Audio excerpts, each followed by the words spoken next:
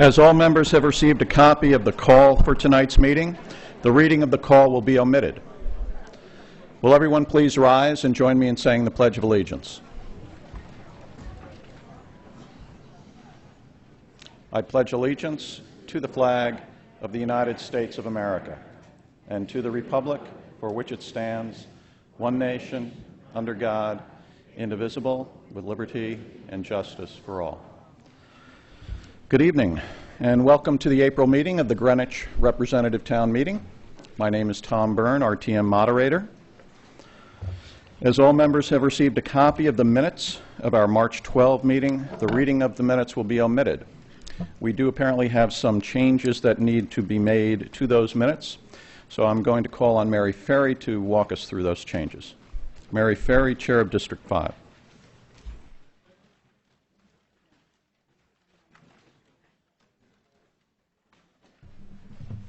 Good evening. Good evening. When the minutes were typed up, the formatting changed in the rules that we were discussing. So on page 10 of your minutes, down at the bottom, can you hear me? It says item 19, section D6, paragraph D. Under that, where it says fifth line, it probably, Mr. Basilevsky probably did say fifth line, which was accurate for the copy from which we were working. But in order to make sense of the minutes years from now, we need to use the correct line reference to the way they are currently typed.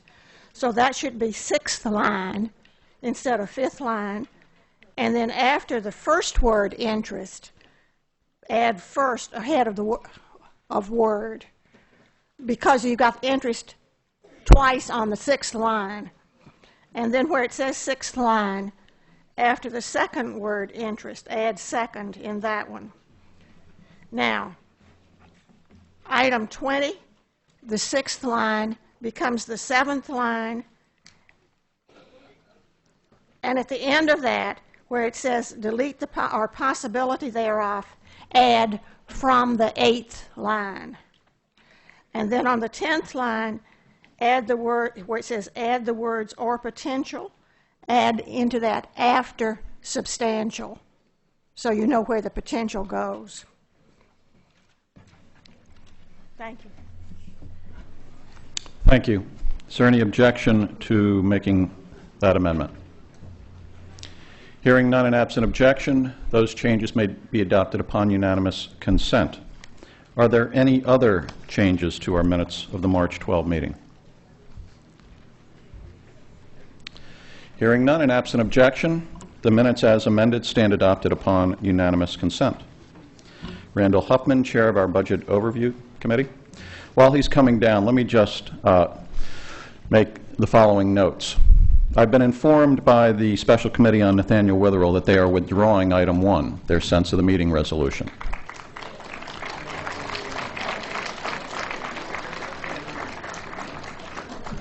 Now, anticipating that we would have discussion first on item 1, followed by a vote, and then a vote on item 3, there were sign-up sheets placed which are labeled sign-up for discussion on item 1. Those are now sign-ups for discussion on item 3. The columns are labeled for privatizing, against privatizing, whether those are specifically accurate of someone's position. I think we all know what we mean by that. So anyone who is interested in speaking on item 3, I encourage you to get your name on that list. Our Legislative and Rules Committee has adopted a motion to offer tonight to limit debate on item 3. Mr. Huffman. Good evening. I'm here to report on behalf of the BOC with regard to the budget review process. The BOC is actively proceeding with departmental reviews. We encourage representatives on other RTM committees to coordinate their review with the BOC representatives. Please contact Bob Larden, or if you know the representative of the BOC who will be talking with a specific department or commission, please contact them directly. We also want to strongly urge each RTM committee to review the recommended capital projects under their jurisdiction. In the materials that I hope you received in the mail in just the last couple days, which are the changes to the budget that reflect the BET recommended budget. If you move to item 4 under capital, actually it's pages 3 and 4, you'll get the present list of proposed capital projects for the 07-08 budget. There are 80 under the general fund. There are others under golf, parking fund, and sewer improvement and sewer maintenance. We would urge that each proposed project should be reviewed by the committee or committees of the RTM having jurisdiction over that area with the following conclusion to be reached. Either A, that this is an essential project that should be appropriately funded within the next year. B, that it's an important project, but one that can be deferred to a future date. C, that this is a project not recommended for funding. Or D, that this is really a project that belongs in the operating funds and budget rather than in the capital budget. We hope that with those recommendations, we will all join together in May for the most productive and instructive review of the budget that we've had in several years. Thank you. Thank you, Mr. Huffman. I'd like to remind our district and committee chairs that there is a meeting tomorrow night, Moderators Committee meeting, at 7:30. It will be held at the Bentheim Western Greenwich Civic Center. That's 7:30 tomorrow night. All right, is there anyone else who I have forgotten initially? That now brings us to the call for tonight's meeting. As you know, item 1 has been withdrawn. Item 8 has also been withdrawn. Based on the reports that we have received from our districts and committees, as I informed the district and committee chairs earlier today, I will not be placing any of our call items on the consent calendar. However, there was a consensus that we could combine items 2, 4, 5, 6, and 9 for voting purposes, leaving items now 3 and 7 to be considered separately. In order to do that, we need a motion to suspend the rules. Is there such a motion to suspend the rules to combine items 2, 4, 5, 6, and 9 for voting purposes? It has been moved and seconded to suspend the rules to combine items 2, 4, 5, 6, and 9 for voting purposes. The motion to suspend the rules is not debatable, and it requires a 2/3 majority to pass. All those in favor of combining items 2, 4, 5, 6, and 9 for voting purposes, please signify by saying aye. Aye. Opposed? That motion is carried. So we will take up our combined items first, and then absent any motion to take the separate items out of order, we would proceed to item 3, followed by item 7. All right, item 2 now comes before us. May we have the resolution on that item? Dr. Susan Wallerstein of the Greenwich Public Schools. Good evening, Mr. Moderator, members of the RTM. Item number 2, resolved that the sum of $482,042 is hereby appropriated to be added to account A640-1792-52220 electric service, said appropriation to come from contingency. Thank you. Will a member please move the adoption of the resolution? Resolution on item 2 has been moved and seconded. May we have the committee reports on that item?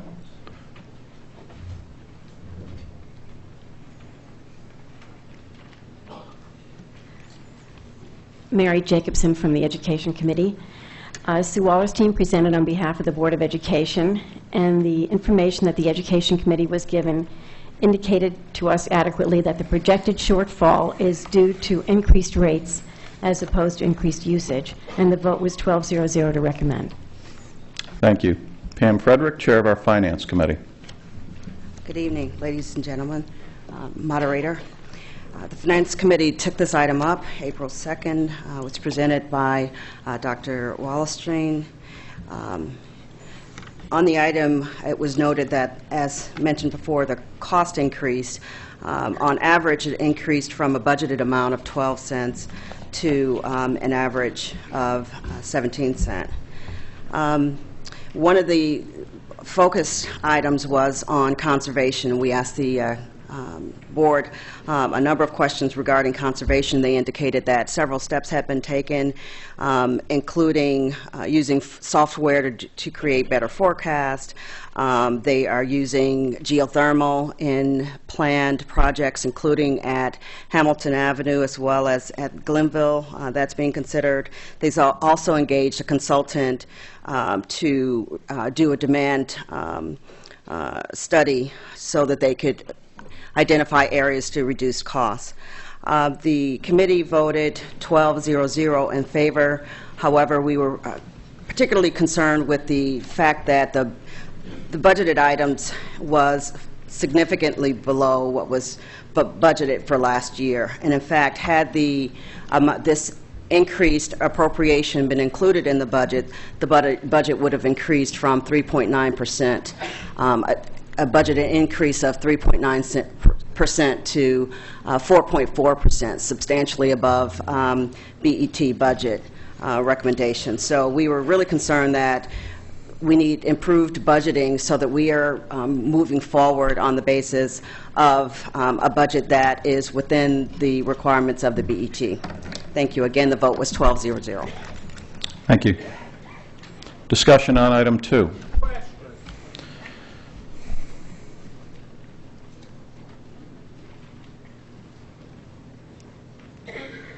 Mr. Moderator, I'm Mark Pruner from District 10. I'm an alternate to the Finance Committee and heard the department's presentation. The numbers are that in fiscal 2006, they requested $1,756,000.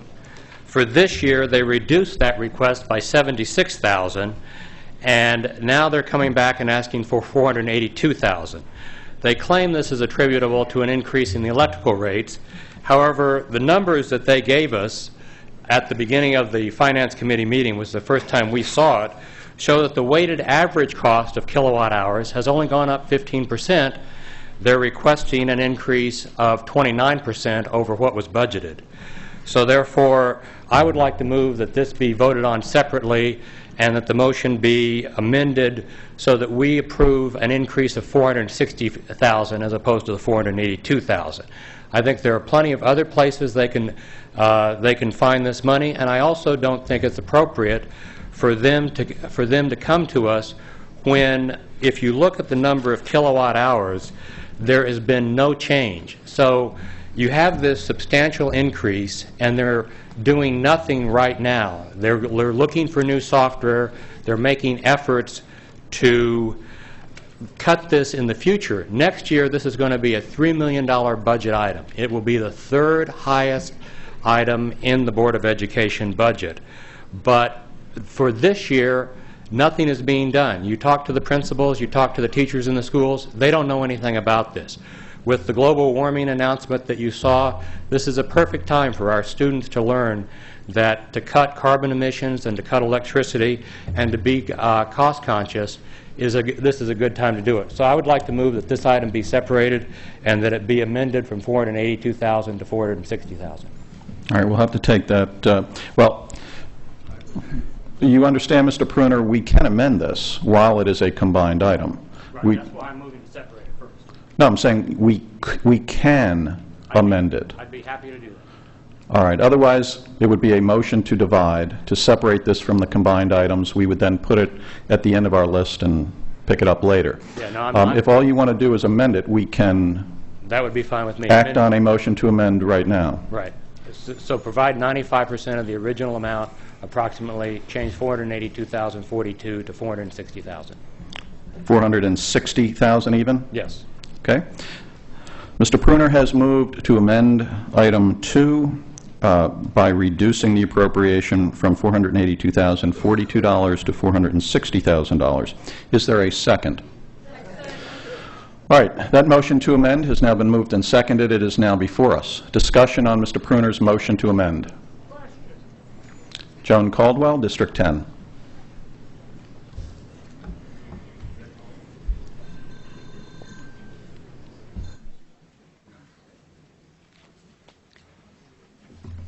Mr. Moderator, members of town meeting, when Mr. Pruner brought this item to our attention at the district meeting, there was a great deal of discussion about the fact that electric rates have escalated, as we all know.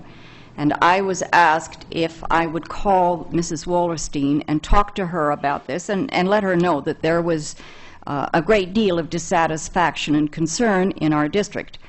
I had the opportunity to do that the next morning, and in discussion with her, I learned that the apparent increase, I guess, began to show itself in October or November.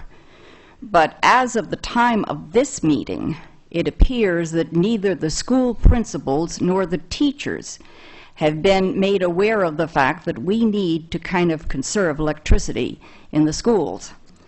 Now, Mrs. Wallerstein did indicate that they had gotten in touch with the school superintendents, or rather maintenance people, and had asked them to pay particular attention to electric use in the building. Well, they are, in my judgment, the second line of defense. The first line of defense are the teachers in the classroom and the principals who roam the hall. Because, like every homeowner knows, when your electric bill is getting out of sight, you holler at the kids to turn the lights out and leave the rooms dark and not ablaze. And that's what needs to happen in our schools. Simultaneously, we need to look at electric equipment to be sure that where there are timers, the timers are working properly. This is more of a long-term solution.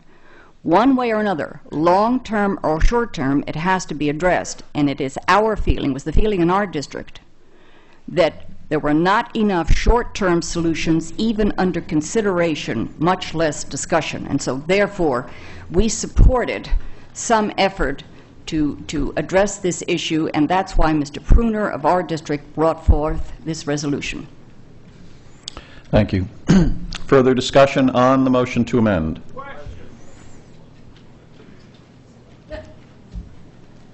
No? Will the district chairs please mark your voting cards? Pruner, motion to amend item 2, and proceed to poll your delegation.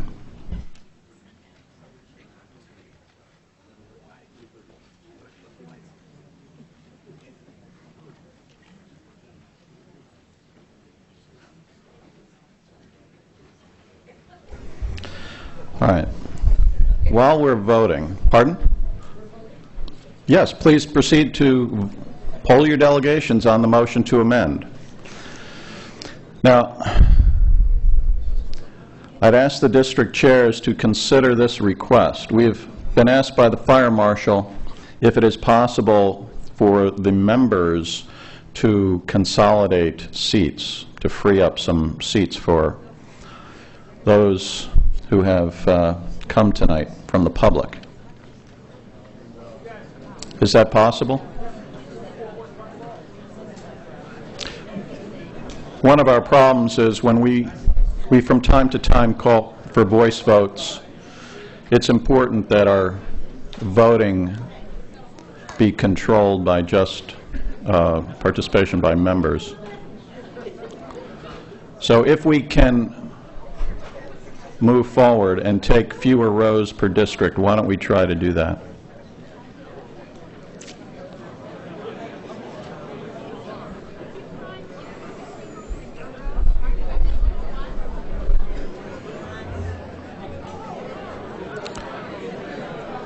We'll have to suspend the business of the meeting until we finish this consolidation of seats.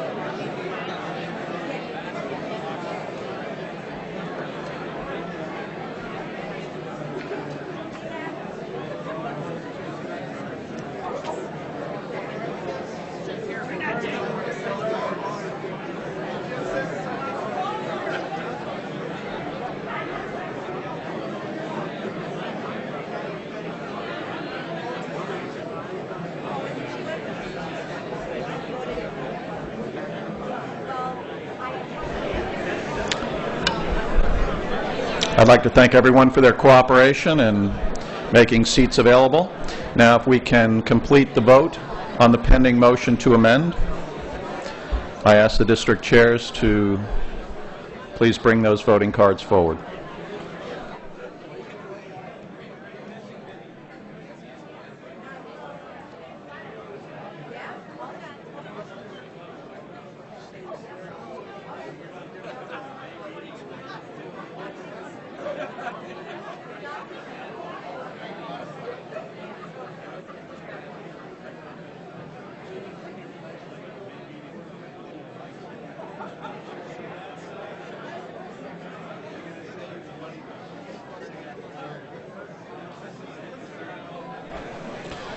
All right.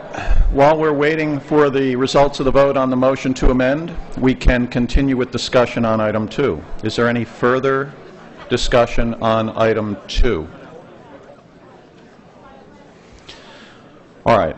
In order to save some time, we will continue with the next combined item when I announce the vote on the motion to amend. If there's any need to go back and have further discussion, we will do that. So, the next item to come before us is item number 4. Colleen Jenkins, Chair of our Appointments Committee. I think Peter's first. Oh. Yes, Mr. Crumbine, you're going to present that to us. No, we'd love to see you and hear from you.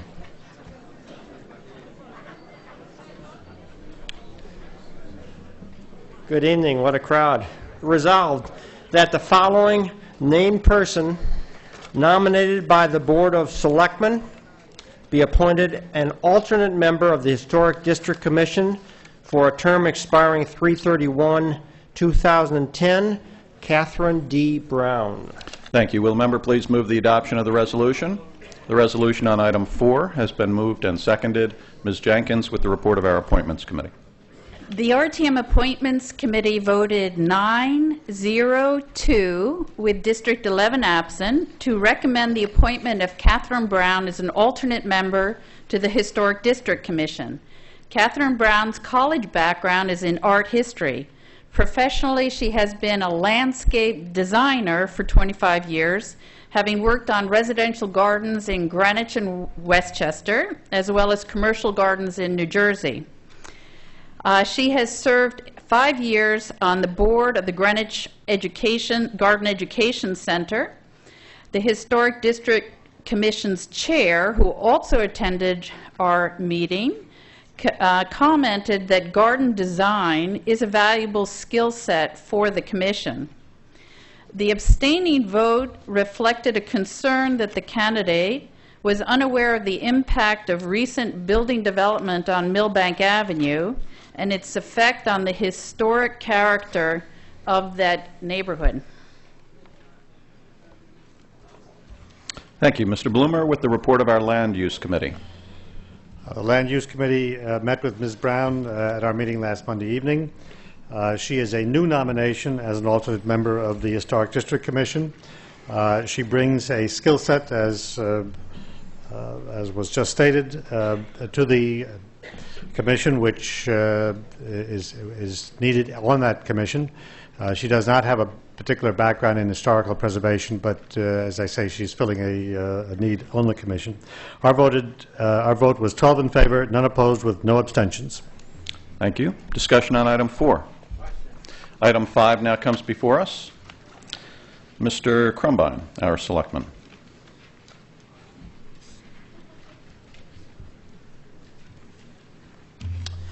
Item number 5, resolved that the following named person nominated by the Board of Selectmen be appointed as an alternate member of the Historic District Commission for a term expiring March 31st, 2011, Ann Young.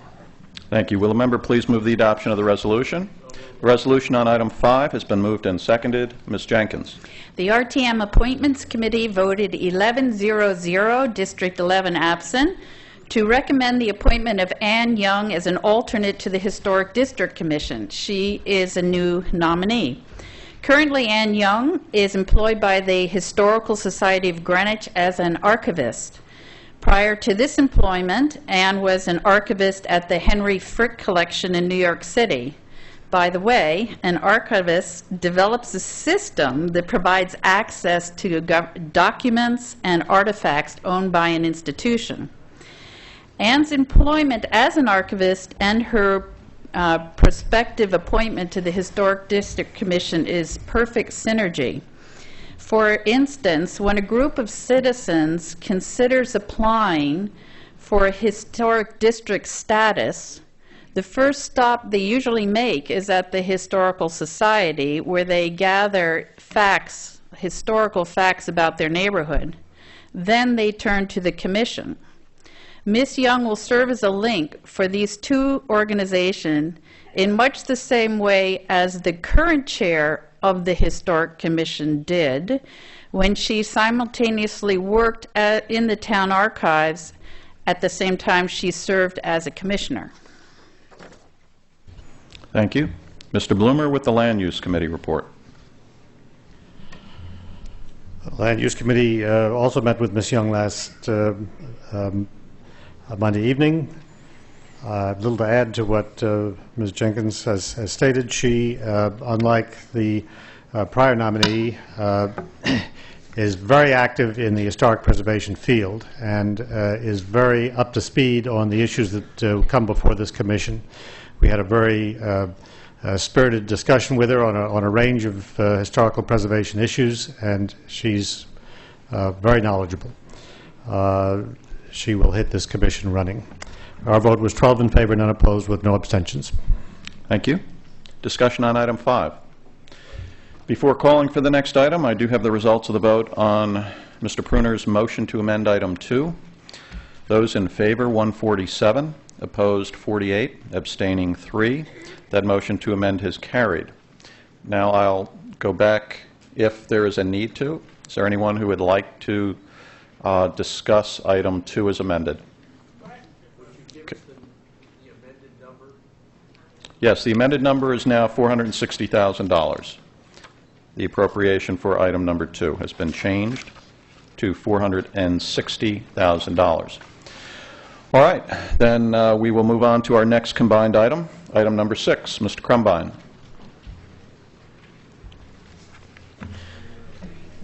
Resolved that the following named person nominated by the Board of Selectmen be appointed a member of the Nathaniel Witherell Board for a term expiring March 31st, 2010.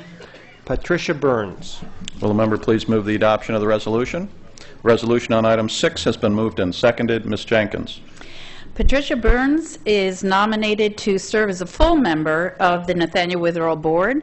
Our vote was 9 in favor, 0 against, and 2 abstentions. She's a new nominee, and she is nominated to replace a member who's stepping down. This departing member had strong fundraising background, having served in the United Way, served at the United Way in Stamford. The new nominee comes with the experience of having boosted Greenwich Junior League fundraising, the fundraiser called Enchanted Forest, from $25,000 to $250,000. Ms. Burns looks forward to developing an annual appeal program at Nathaniel Witherell with the goal of attracting, during the first year, $250,000. By the way, you're all welcome to donate. Although Ms. Burns does not do the ask, she says she'll focus on setting up a process to support those who will ask for contributions or raise money. By the way, Nathaniel Witherell is on the cusp of hiring a director of development who will seek larger amounts of money and who will coordinate activities with Ms. Byrne and the full board. Our vote was 9 in support, 0, 2, as I stated. The abstaining vote was cast because the nominee had attended only 1.5 board meetings and had a narrow knowledge base of the institution. In closing, Ms. Burns is committed to the expectations attached with this board position. Hopefully, she will successfully fundraise for Nathaniel Witherell with the entire support of this community. Thank you. Jerry Isaacson, Chair of our Health and Human Services Committee. Thank you, Mr. Moderator. Health and Human Services also met with Ms. Burns, and we were quite impressed with all of her volunteer activities. She's served on the boards of the Red Cross, United Way, Junior League, PTA, and so on. To embellish a little bit what Colleen just told you, her efforts on the Soul Sisters fundraising has put it ahead by 40%. She seems to us to be a dynamic individual with many ideas to promote fundraising for Nathaniel Witherell, and expertise that will be very well tested and used on that board. Our vote was 12-0-0. Thank you. Discussion? Yes, Ms. Jenkins. I stand corrected. Our vote was 10-1-0. Thank you. Discussion on item 6. Item 9 now comes before us. Dr. Wallerstein with that resolution.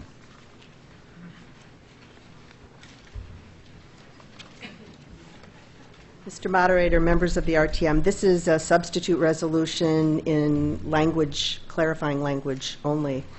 Resolved that the town accept a donation not to exceed $25,000 from the Ruth Brown Foundation. Said donation to be added to account Z6801792595550, the Hamilton Avenue School Building Committee Capital Project, for the purpose of acquiring and installing a mural at the new Hamilton Avenue School. Thank you. Will a member please move the adoption of the substitute resolution? Substitute resolution on item 9 has been moved and seconded. Mary Jacobson, Secretary of our Education Committee. The Education Committee considered the presentation that Sue Wallerstein made and believed that the substitute resolution addressed the areas of concern by its specificity, and the vote was 12-0-0 to recommend. Thank you. Discussion on item 9. Will the district chairs please mark your voting cards? Combined items 2 as amended, 4, 5, 6, and 9.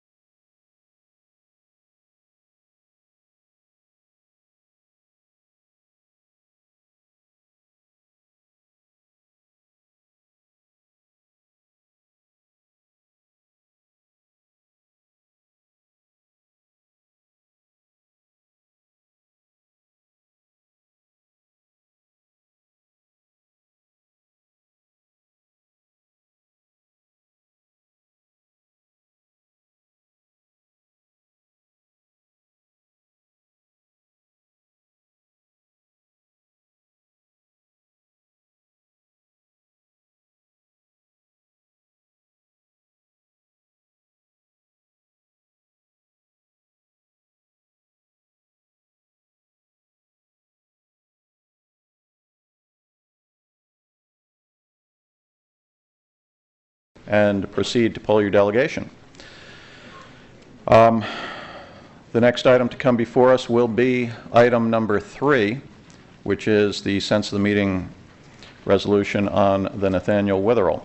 I'll just remind everyone that we do have sign-up sheets. I'd ask if someone could bring the sheets in the back forward. Now, Mr. Wells, does your committee have a motion to offer prior to us taking up this matter? Doug Wells, Chair of our Legislative and Rules Committee. Mr. Moderator, ladies and gentlemen, this resolution is perhaps made moot in part because of the withdrawal of item 1. Nevertheless, the Legislative and Rules Committee moves that debate on items 1 and 3 be heard jointly, wherein a proponent representing those persons in favor of item 1 be given 10 minutes to speak, to be followed by a proponent representing those persons in favor of item 3 also be given 10 minutes to speak. Said proponents to be determined and selected by the moderator. Motions to postpone either or both items shall not be considered until each proponent has spoken. No other subsidiary motion shall be considered until the debate on the items is concluded. All additional speakers shall be limited to 3 minutes. Time spent addressing a motion shall count against a speaker's time available to address the items. Total time for debate on items 1 and 3 shall be limited to 90 minutes. Our vote on this resolution was 10 in favor, none opposed, with 2 abstentions because they came in late. Thank you. Since that is offered on behalf of one of our committees, it does not require a second. Does everyone understand? Well, let me just summarize what has just been moved regarding debate on item 3. The proponent, I think, with your permission, since item 1 has been withdrawn, you anticipated we'd be taking item 1 up first. I think it is only logical that we reverse the order as stated in the motion, which is the proponent of item 3, who would be Mr. Ormsby, would be given 10 minutes to speak. The principal opponent, I assume that would be Mr. Richardson. Am I correct, Mr. Richardson? No, sir. I will not be an opponent. All right. I do wish to address the body before the debate begins. All right. Is there anyone from your committee who would want to take that 10 minutes? Mr. von Keyserling has offered, but since it's my decision, I don't think.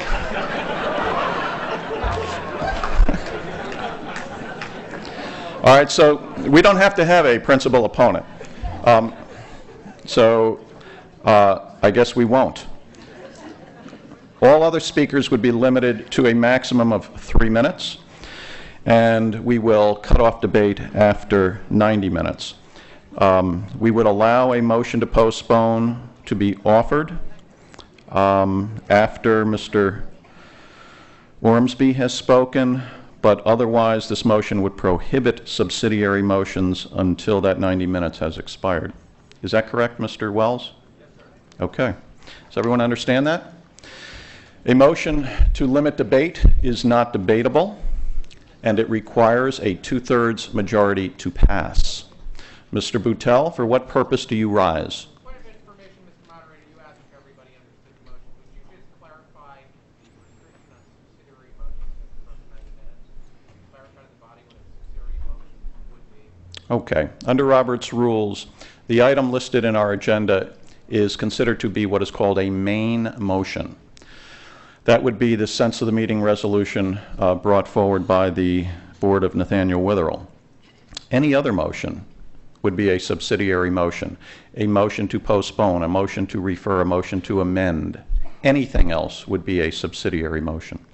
So this particular motion to limit does provide for a motion to postpone, but and only after the the proponent, Mr. Ormsby, has spoken. But otherwise, nothing until the 90 minutes has been exhausted. And, all right, so that is the answer to your question. Mr. Porter, you understand this is not a debatable motion. Is there some confusion? Yes. If you look at the total number of people that have signed up to speak,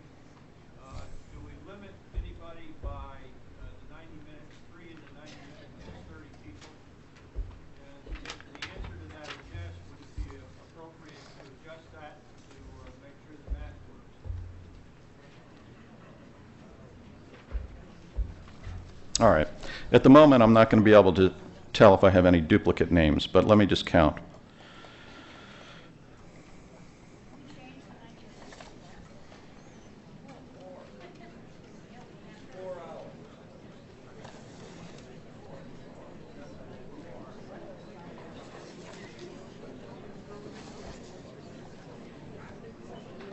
All right, we seem to have approximately 40 people, I gather, who are signed up against item 1, so we'll assume that's for item 3.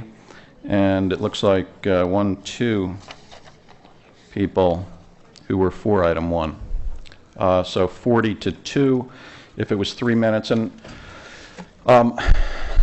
you know, let me just say this briefly. Item 1 has been withdrawn, I think, in recognition of what the consensus thought has been or has been expressed over the past week. You see the list of speakers. There's nothing, I think the RTM is well aware of the sentiment in the community. There's nothing that requires everyone who has signed up to speak, but we will allow you to speak tonight if you would like. There's nothing that says if we adopt this motion, we must use 90 minutes. We could certainly proceed to a vote.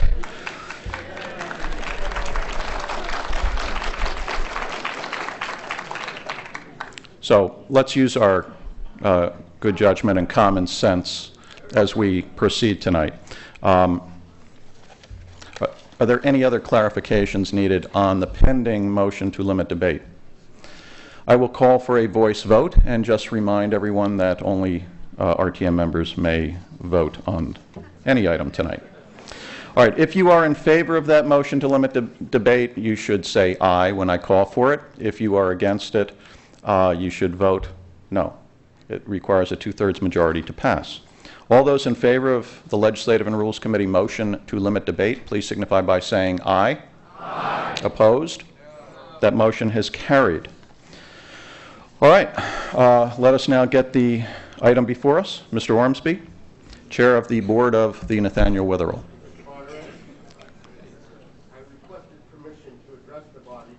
Oh, you wanted to speak about item 1. I'm sorry, Mr. Ormsby.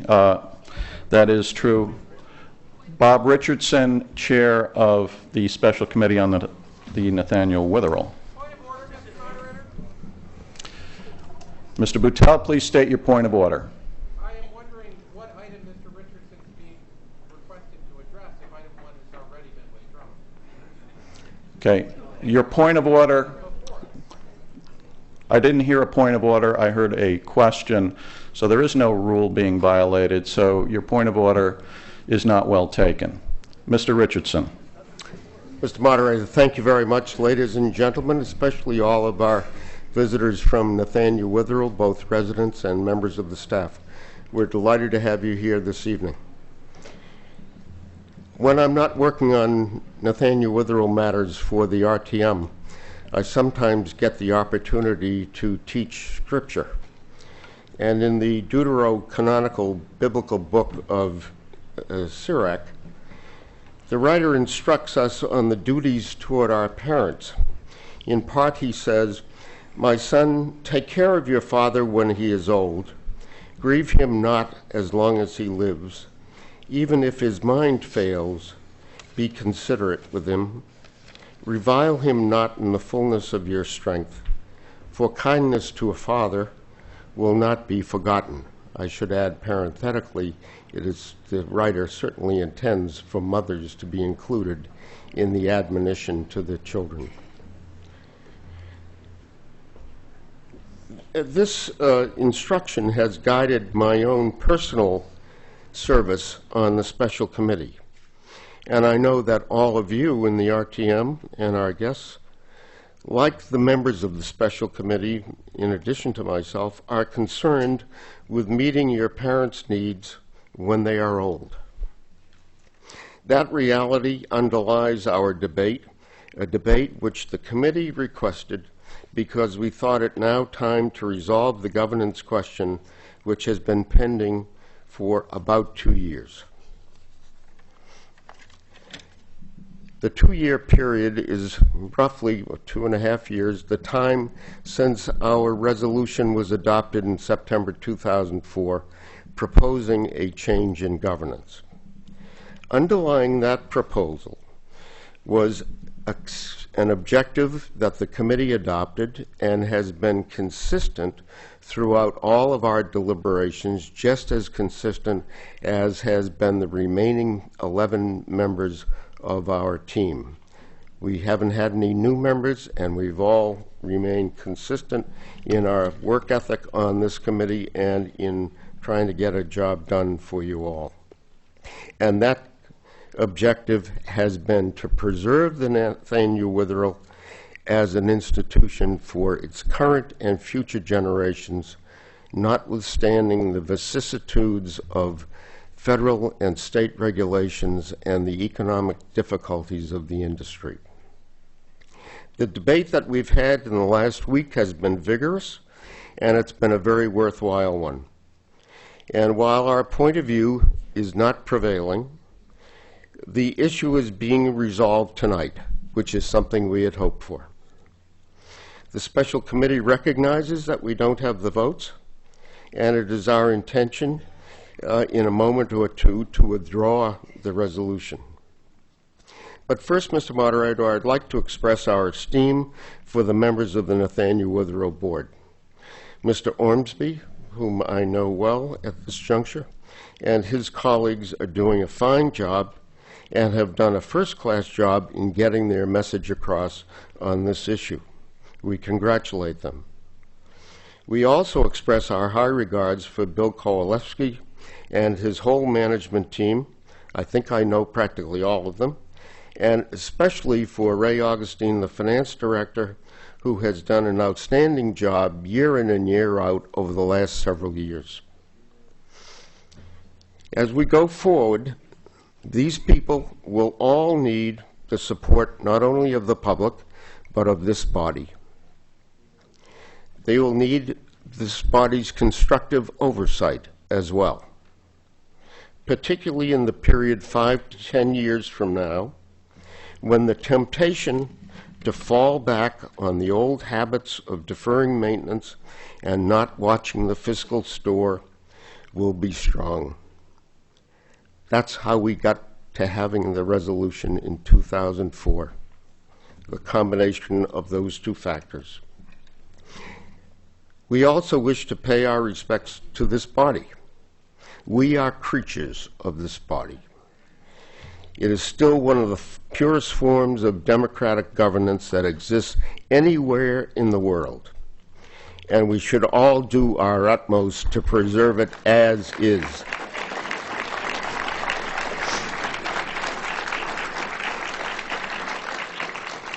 So we are grateful for the attention you've given us in the last week at the joint meetings that we had and at your committee meetings and district meetings.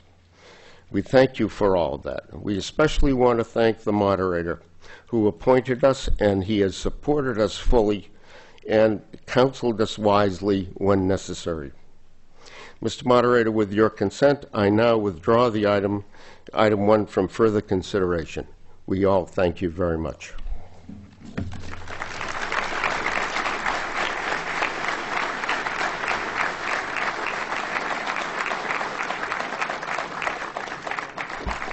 Thank you, Mr. Richardson. All right, Mr. Ormsby, would you like to present item 3 to us?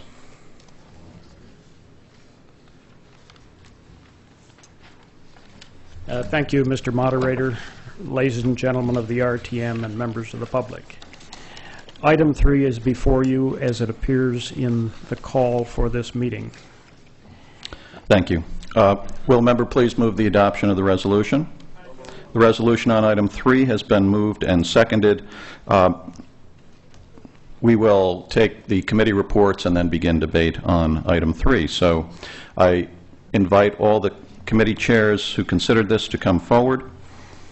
Mr. Ormsby, this is our standard procedure. We get our committee reports and then we open the item up to debate. Mr. Huffman, are you going to lead off? Randall Huffman, Chair of our Budget Overview Committee, and I ask the chairs to just please arrange yourself in whatever order you'd like. Mr. Huffman. Thank you.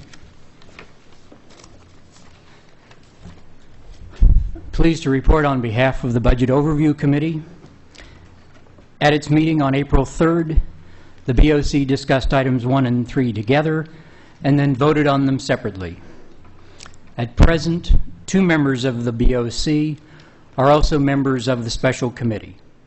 Originally, 4 members of the BOC were members of the Special Committee and chaired 2 of the subcommittees thereon.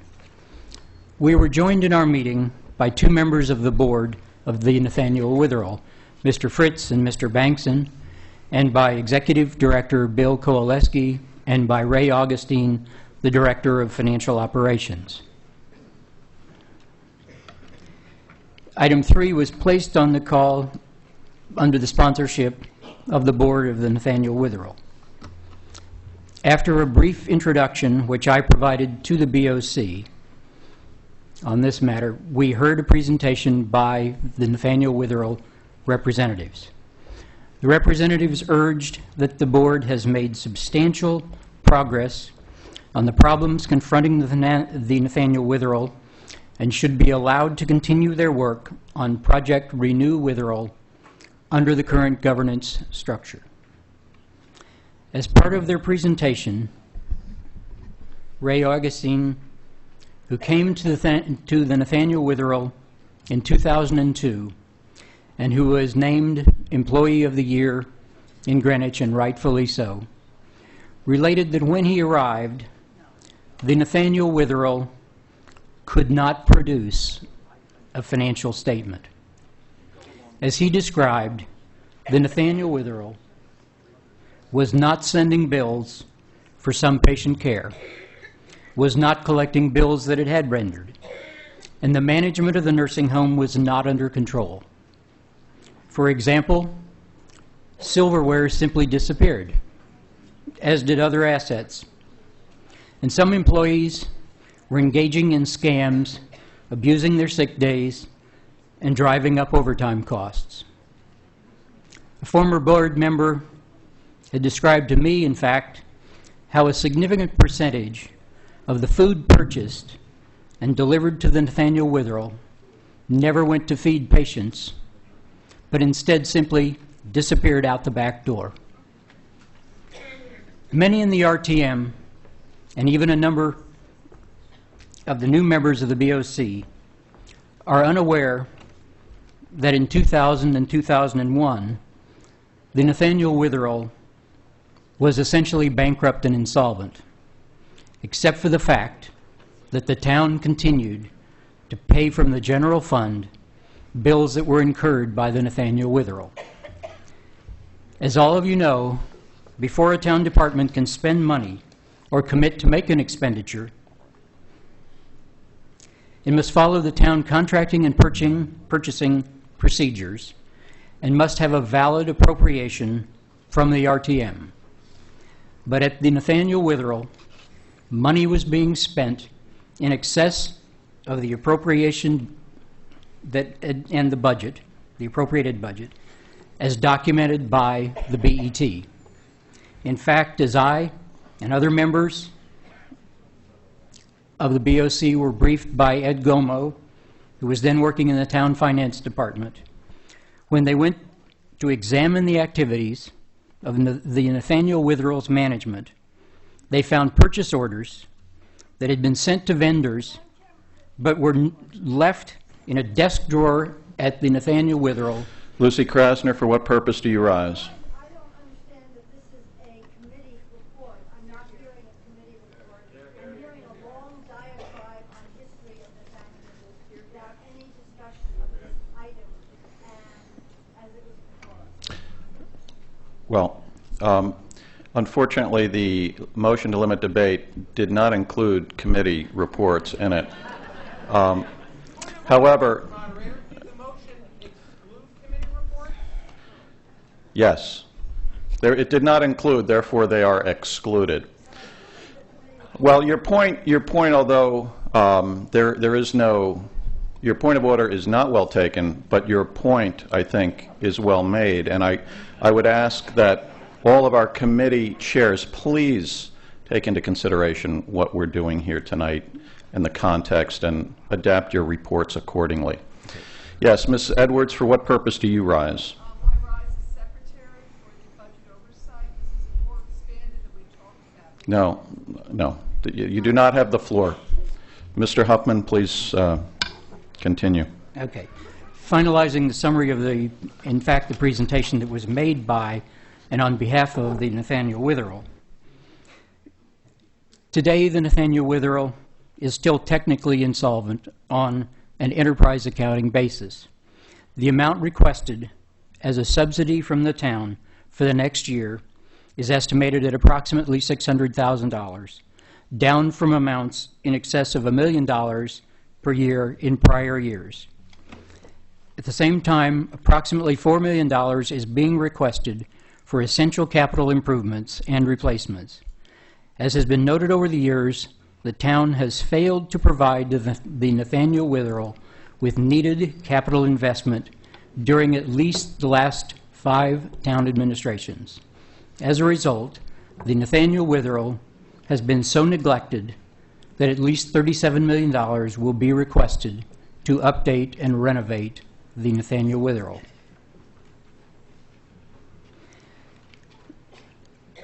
Since several of us began on the BOC looking at these issues over 7 years ago, the BOC has continuously been concerned about the level of patient care, the state of the facility, and the town's management of the Nathaniel Witherell. During that time, the Nathaniel Witherell has had 5 executive directors, and the membership of the board has turned over completely at least 3 times. Following the Nathaniel Witherell presentation and some questions from BOC members, the question was called. On item 3, the BOC voted 6 in favor, 5 opposed, with 0 abstentions, and District 11 not represented. These votes are a testament to the determined work of the Nathaniel Witherell's board in the last month to sell their proposal for Project Renew Witherell.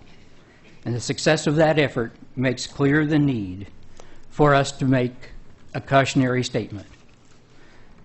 The nursing home is extremely important to the town of Greenwich. At the same time, this is an extraordinarily complex area governed by state, federal, and local regulation. The history of Nathaniel Witherell over the last few years with the board that's been active has been more encouraging. At the same time, it needs to be recalled that in the history of Nathaniel Witherell, we're told there was a time in the 90s when the home was actually producing a profit return to the town. It turned out that that trend reversed. What the BOC is concerned about is that the current upward trend not continue over the long haul, but in fact be reversed in the future. And so we look to the Nathaniel Witherell Board to continue its efforts to improve the Nathaniel Witherell for the benefit of current and future residents of the Nathaniel Witherell and the town. Thank you.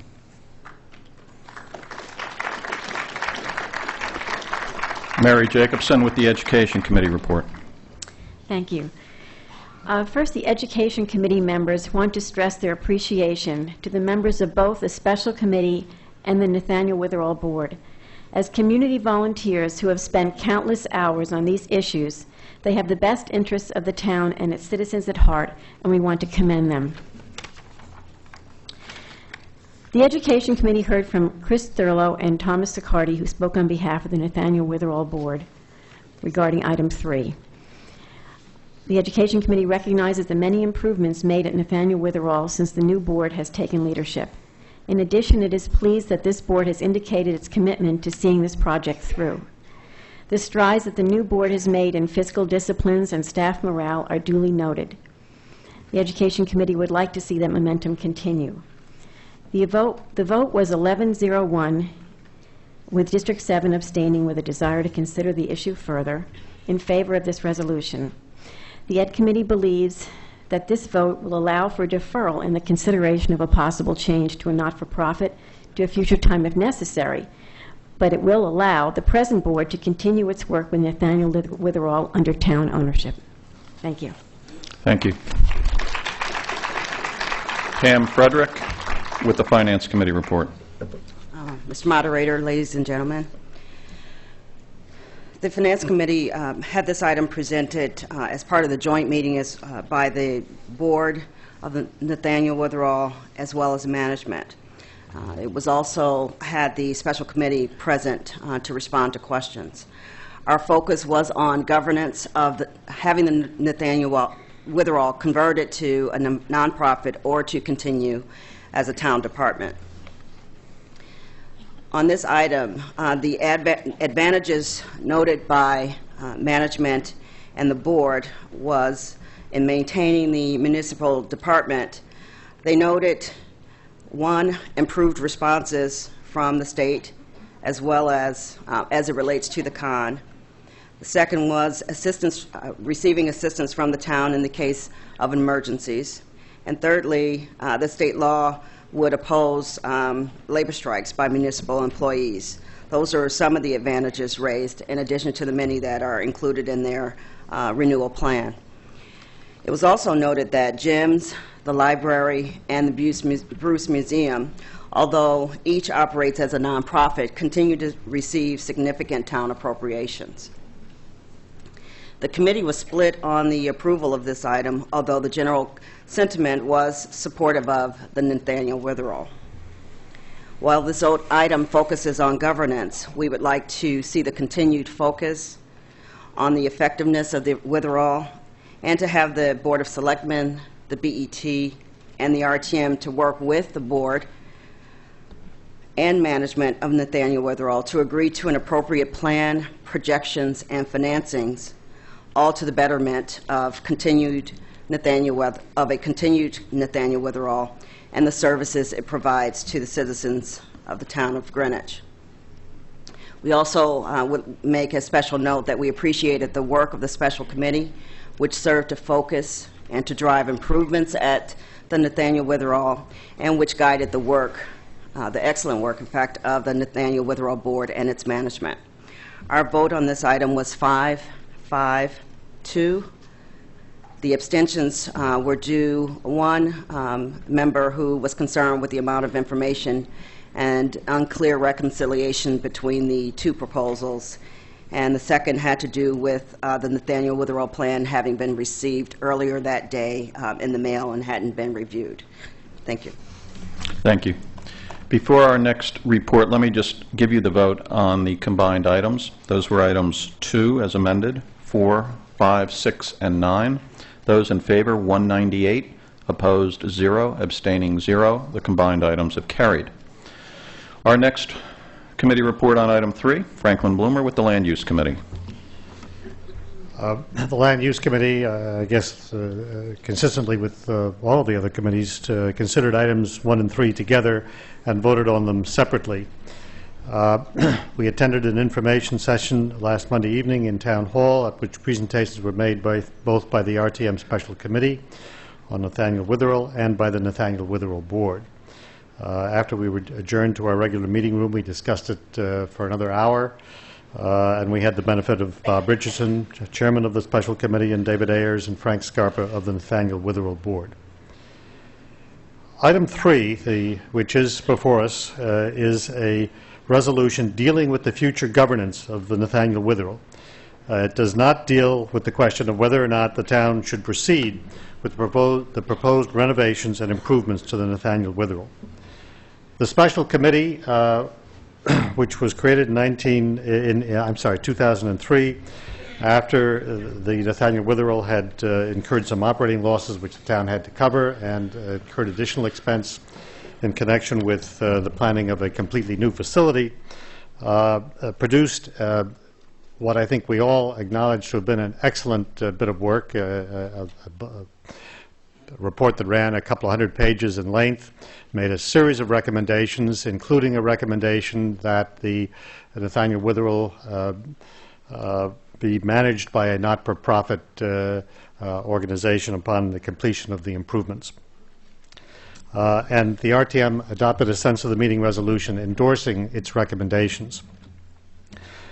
Item 3 asks that we defer a decision on any change in the form of operation and management of the Nathaniel Witherell until the completion of the renovations. Since the special committee met, the Nathaniel Witherell has been under new management. There is a substantially different board in place from that which was in place when the RTM special committee was formed and delivered its report. There is a new executive director. The board has developed a business plan to operate the Nathaniel Witherell on a profitable basis, and this involves a much less costly renovation. It has complied with all of the special committee's recommendations except the one that's at issue this evening, and that is the recommendation regarding the transfer to a nonprofit. I'm going to cut through this and just indicate that what we did was thank you. We looked at the two alternatives. Our vote on the item 3 was 12 in favor, none opposed, with no abstentions. Our committee was favorably impressed with the existing management. Our committee was favorably impressed with the existing management and the progress it has made in developing a plan for the continued operation of the Nathaniel Witherell. The current board has acknowledged the contribution the special committee has made in fleshing out the issues which helped lead it to the currently proposed project. Thank you. Thank you. Jerry Isaacson with the Health and Human Services Committee report. Thank you, Mr. Moderator. Health and Human Services met Tuesday evening, and we had an unusually large group with us. Bob Richardson, David Ormsby, Bill Kowaleski, Sue McClanahan, Sam Deibler, and others for our committee. Most of the comments that I have here relate to our discussions comparing item 1 and item 3. That's really no longer valid, so I shall be even briefer. Applause, please. Several members felt that item 3 resolution gave much more flexibility because it allowed for consideration of the governance issue at a later date.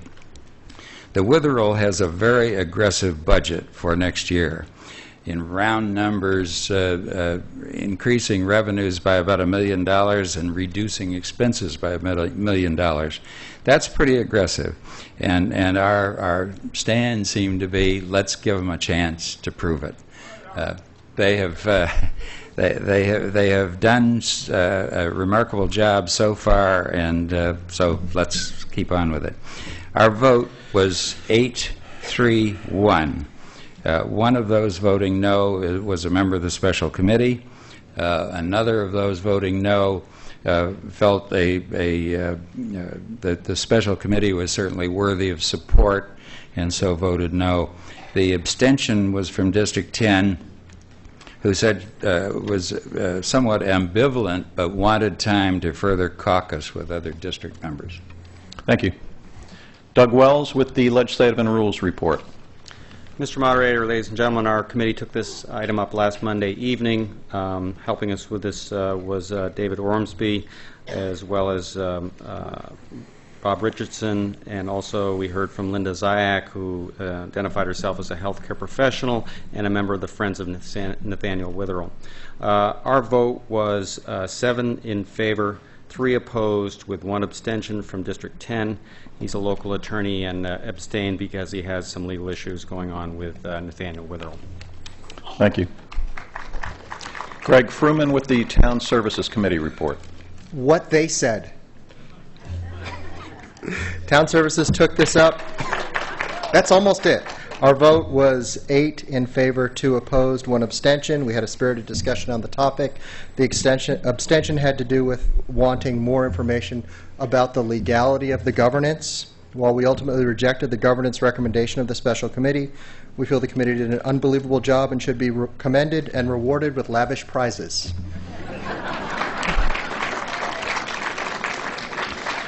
It's a tough act to follow. Karen Sadek-Khan with the Parks and Recreation Committee report. I'll try. We had Jerry Pollack and Mary McNamee from the special committee with us during our meeting, and Paul Toretta from the Witherall board. I will not review any of the points that they made during conversation because they are really all have been covered in the joint sessions that we all attended. There were a few comments by members. Also present was Michael Mason from the BET. I'll give you just briefly a couple of the comments. If Witherall became a nonprofit, the town could control them by withholding subsidies unless preference is given to town residents. Is it really justified to change the status of Witherall based on the assumption that fundraising will be more profitable? Mike Mason from the BET reminded us that Witherall has come before the BET 3 times, that the state will approve the renewal project, that Witherall has demonstrated it can pay back in 20 years, even though the state would allow 30. That Witherall can work with the town budget process somewhat in a similar fashion that the GRIF does. It can govern itself. Those who were concerned about the Witherall remaining a town department were worried what would happen in 15 years if they ended up with a deficit of $6 million or more. All being said, the committee was very comfortable with the vote. It was 11-0-0. Thank you.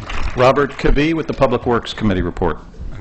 The Public Works Committee considered items 1 and 3 jointly, and our discussion lasted perhaps an hour, with Paul Toretta supporting the position of the Nathaniel Witherall, and 2 of our voting members supporting the position of the committee. They were members of the committee, Districts 6 and 8. Our vote was the only committee vote in favor of item 1 and a mirror image vote opposed to item 3. Our vote on item 3 was 5 in favor, 7 opposed, with the 2 committee members, District 6 and 8, voting in favor against mirror imaging against the non-privatization of the town-owned version of the committee. The vote in favor of item 3 was districts 1, 2, 4, 11, and 12. Against item 3 was districts 3, 5, 6, 7, 8, 9, and 10. Our discussion was very vigorous and lasted an hour, but this was the only committee that voted against item 3. Thank you. Vin DeMarco with the report of the Transportation Committee. Mr. Moderator, fellow members, our committee took part in the Tuesday evening session also on items 1 and 3. Following the session, we took up the items. We had Arlene Lamazzo of the Special Committee and David Ayers of the Nathaniel Witherall Board with us to answer questions. We voted on the items separately. The vote on item 1 was 0-10-1 with District 12 absent. District 10 delegate offered no explanation for his abstention. The vote on item 3 was 9-0-2 with District 8 and 10 delegates abstaining, both explaining they feel the project should go through the normal process of municipal improvement before the decision is made on governance. We had a spirited discussion as well, and also heartily thanked both the Nathaniel Witherall Board and the Special Committee for their work. And God bless all those people in red out there.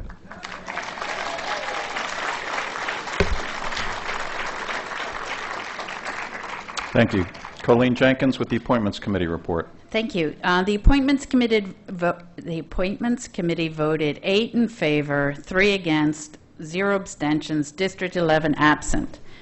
Many of the points made in the Appointments Committee have already been stated, and to avoid dreaded redundancy of ideas, I will simply repeat the vote: 8-3-0 The 2 negative votes were in support of spinning off Nathaniel Witherell as a not-for-profit because of their concerns about the climate of nursing home funding and care changing, perhaps to the detriment of the town, thus leaving the town with a large exposure to a heavy tax burden to all residents.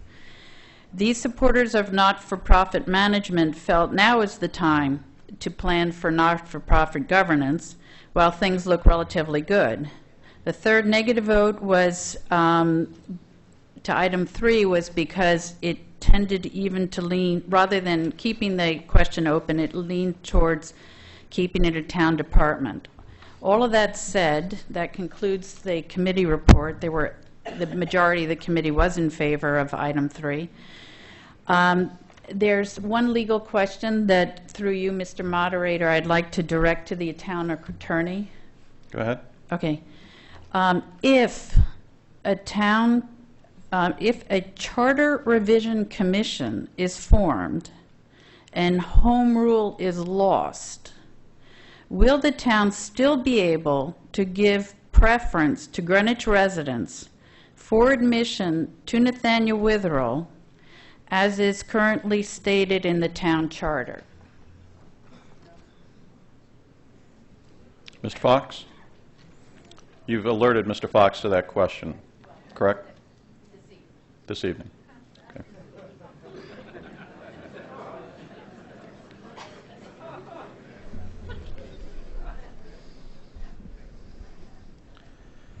The answer to the question is yes, irregardless of what may or may not happen with a charter revision committee which has been appointed or a charter revision commission. Were that to occur, the regulations in existence would still allow for preference.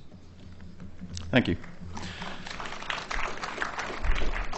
All right, that brings us to the end of our committee reports, and I thank our committee chairs for condensing their reports. All right, Mr. Ormsby, that now brings us to discussion on item 3. We will begin with David Ormsby, chair of the Nathaniel Witherell Board. And I just remind all of our speakers on this item tonight, we do have a limit on debate in effect. I will now begin the 90 minutes. Mr. Ormsby, you have 10 minutes, and all future speakers will have 3 minutes, up to 3 minutes. No need to use every second of that. Mr. Ormsby. Thank you, Mr. Moderator, ladies and gentlemen of the RTM and members of the public. My name is David Ormsby. I've been a member of the Nathaniel Witherell Board for 3 years, and its chairman for the last year. In contrast to the previous remarks by the chair of the Budget Overview Committee, our board of directors has found a staff at Nathaniel Witherell which is highly professional, totally dedicated to the welfare of our residents, and eager to work with us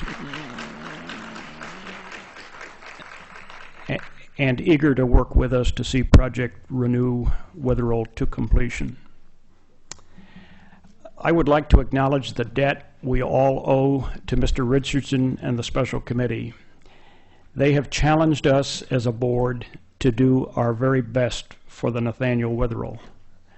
I personally respect each and every member of the committee and the effort that they have put into their study of the issues. I have also concluded that the board's views are well known to all in this room. Press and radio coverage has been extensive and fair. If on occasion our respective positions have seemed strident, I apologize. It stems not from a meanness of spirit, but from a passion for the task of Nathaniel Witherell.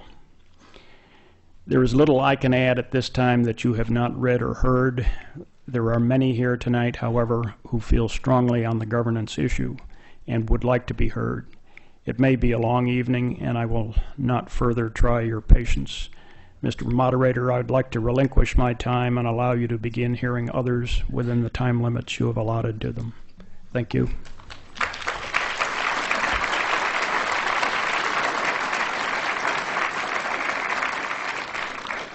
Thank you, Mr. Ormsby. Before we get into the list of speakers, it has been suggested that perhaps we can give voice to all of those who came by simply asking at the beginning that those who support the adoption of item 3 tonight, which is to, in essence, to say, keep Nathaniel Witherell as a town department, simply to rise and show that support. So I ask all those in favor of this item, and the RTM can take notice of that, please rise.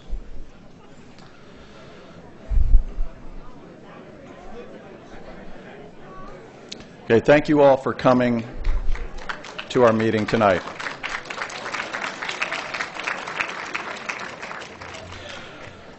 We will begin with, I'll begin with the list provided by the Board of Nathaniel Witherell. The first speaker will be Stephanie Palmino. And let me suggest that I will read the following speakers' names and ask that they please come forward and sit in the chairs in front so that we don't waste time waiting for speakers to come up and down. So Stephanie Palmino will be our first speaker, to be followed by Dolly Powers and then Dr. Arturi.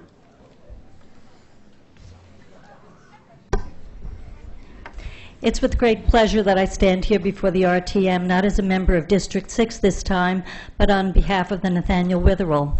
What I'd really like to share is that I think the vote coming up today, and it clearly seems it's going to be going in our direction, the vote coming up today, I think, is one of the most important votes that's come before this committee in a while. I don't know if people are aware of how much was at stake with this particular facility, remaining a town facility and maintaining itself here for the people of Greenwich. We've had many people late in life who have come to our facility who have come really to have an end-of-life experience with their loved ones. I'm aware, I've been a nursing home administrator for many, many, many years. I've served in private industry, not-for-profit, and parochial. And I can tell you that a nursing home is not like a rose by any other name. There's a tremendous difference between nursing homes. And Nathaniel Witherell, I think, is unique.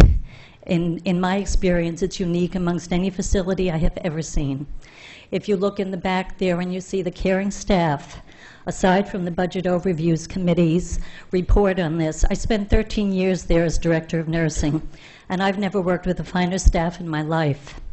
I think the care, thank you, and my hat is off to all of you because it's an extremely difficult job. The care that you see at Nathaniel Witherell cannot be matched. As I said, I was there for 13 years as Director of Nursing and 1 year as the acting administrator. Our quality assurance programs were outstanding. The state continuously looked to us as a model facility. We got a perfect survey the year I was the administrator, which I'm very proud of, and that's something that we owe the staff, not to me. And it was a model of care that has been unsurpassed, and it's just typical of Nathaniel Witherell. I think that for the people of the town of Greenwich to build a facility and to then give it away for whatever reason or turn ownership over to another group when we have probably the largest, biggest jewel the town of Greenwich has. We in the town provide many services a town does not have to provide. And who better than our elders, the people who built this town, should we be willing to put some money back into the coffers for? 30 seconds. Less than 1/2% of the town's budget has gone to pay for Nathaniel Witherell. And Nathaniel Witherell has been the only facility that has been asked to pull out its town services for cost before determining whether it had a profit or not. So I thank Mr. Richardson and his committee for their gracious comments and standing away from the proposition. I know a lot of work went into it, and I hope the RTM votes the way we think you're going to for the people of Greenwich, for the seniors of Greenwich, and for the staff and families of Greenwich. Thank you.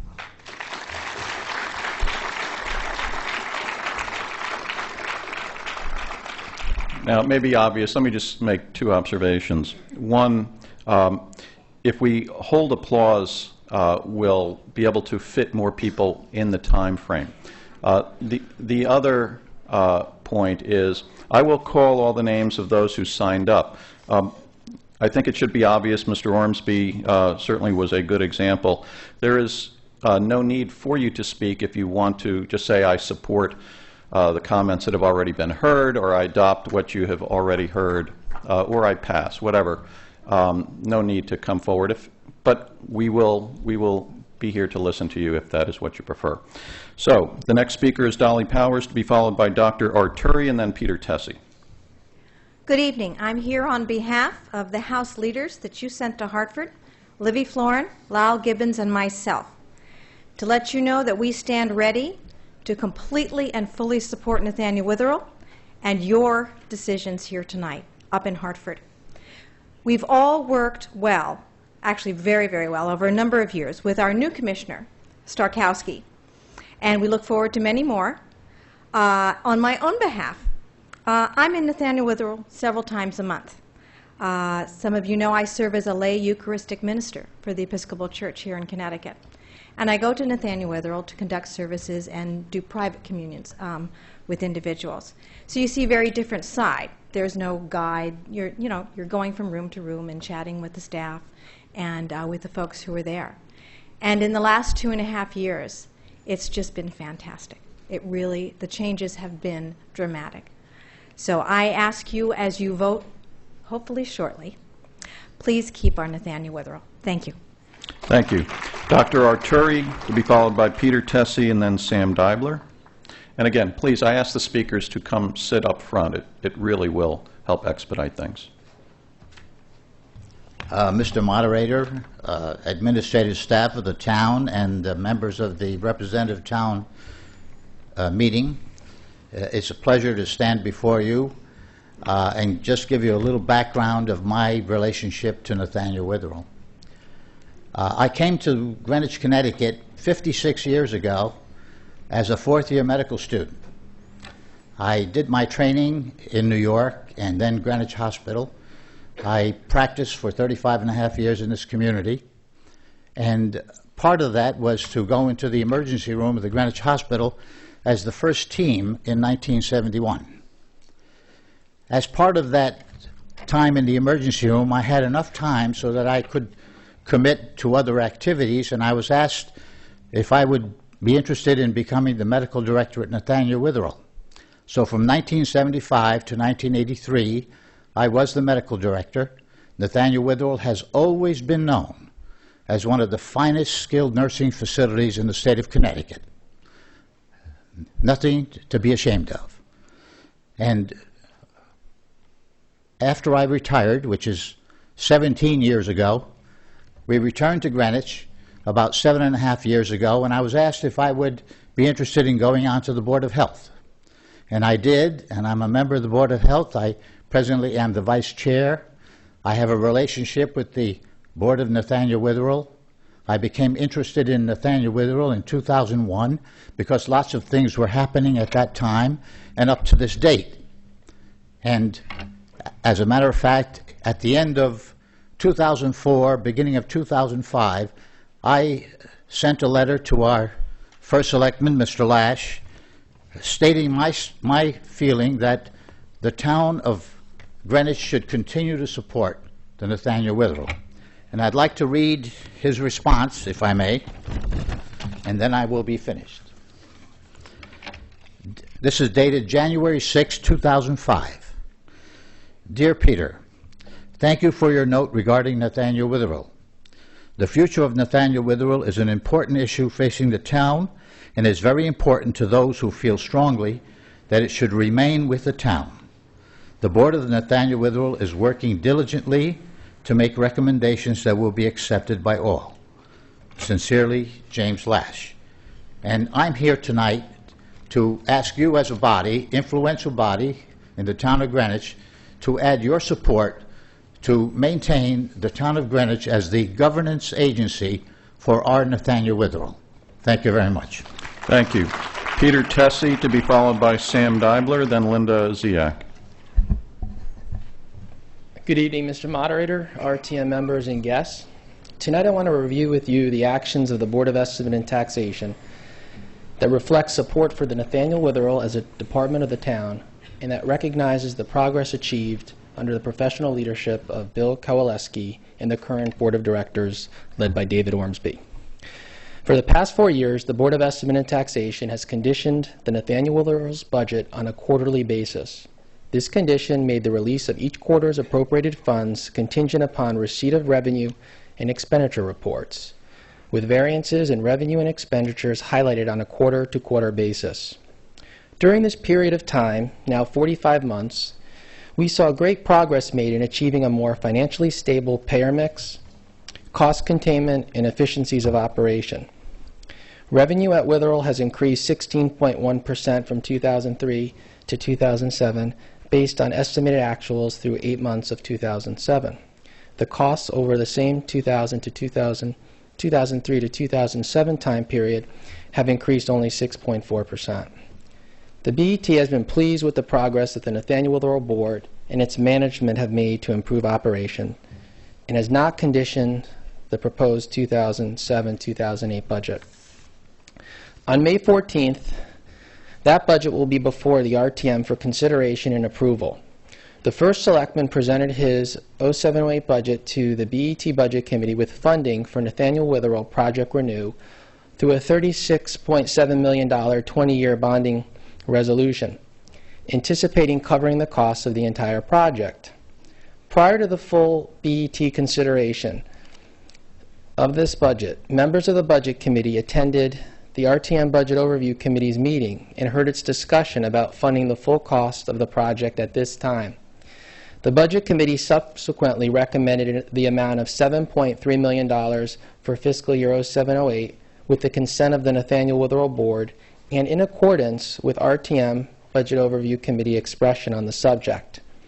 The two components of this amount are $3.6 million for a construction manager, architect fees, and other preliminary costs, and $3.7 million for implementation of a recommended priority items, which would have to be completed if Nathaniel Witherell is to remain open. The full BET approved this resolution unanimously, and this action reflects a vote of confidence in the Nathaniel Witherell Board's plan to proceed with Project Renew. 30 seconds. And specifically in the facilities continuance as a town department. Thank you. Thank you. Sam Deibler to be followed by Linda Ziak and then Ken Henderson. Thank you, Mr. Moderator, members of the RTM, and guests. The Commission on Aging, at its special meeting April 3rd, 2007, adopted a resolution and asked me to communicate it to you. Whereas there are substantial, unaddressed questions about the financial and programmatic effects of converting the governance of the Nathaniel Witherell to a not-for-profit organization, and whereas the representative town meeting must make a fully informed decision about the governance of the Witherell in order that it may be available to serve future generations of Greenwich residents. Now therefore be it resolved that it is the sense of the meeting of the Commission on Aging that it supports item 3 on the call of the RTM agenda for its April 9th, 2007 meeting, and further, that the representative town meeting be urged to conduct a thorough inquiry into the governance of the Witherell at a time in the future when a detailed analysis of the financial and programmatic aspects of all forms of governance can be undertaken. Thank you. Thank you. Linda Ziak to be followed by Ken Henderson and then Karen Sadekhan. Good evening. I'm here this evening to speak on behalf of the Nathaniel Witherell Family Council. Greenwich is a very special place to live with our beaches, parks, schools, and the Witherell. The success of our town is due to the many people who give of their time and talent and have made Greenwich what it is today. We owe a great deal to those who were and are our teachers, Little League coaches, shop owners, and RTM members. Together, these people have overcome challenges to help create the town we live in today. Everyone in this room can be sure of one thing: we're all going to age. With aging comes a spectrum of challenges. We will face challenges related to our own health and the health of loved ones. Challenges such as heart attacks, strokes, and knee replacements, to name a few. Since the debate began about the Witherell more than 5 years ago, people began to talk about why should the town be in the nursing home business. The question has always perplexed Family Council. First of all, the town is not in the nursing home business any more than we're in the education business or the snow removal business. As a town, many volunteers, such as yourselves, have worked hard to assess the needs of the community and its residents. These volunteers have been focused on integrating programs and services to provide the best, and I emphasize the best, quality of services for our residents. Witherell is one such program. I say that not just because of the exceptional care that my mother received while at the Witherell, but because of the fact that Nathaniel Witherell has a 5-star rating. Also, the outstanding State of Connecticut and Medicare surveys, 2 years of accolades bestowed on the Witherell by the town for Employee of the Year, Manager of the Year, and Team of the Year. Resolutions of support to keep the Witherell as a town department by the Board of Health, Commission on Aging, and the Nathaniel Witherell Family Council, to name a few. In addition to the outpouring of support as reflected by the numerous calls the RTM members received about keeping Nathaniel Witherell town facility, as well as the undying support of those in this room and throughout the town who have put their own health and the health of their loved ones in the hands of the compassionate 285 town employees who work at the Witherell. For each and every one of the RTM members here tonight, the Family Council asks that you please vote in favor of item number 3, and we ask that you continue to support the Nathaniel Witherell as a town department. Thank you. Thank you. Ken Henderson, to be followed by Karen Sadekhan, and then Paul Toretta.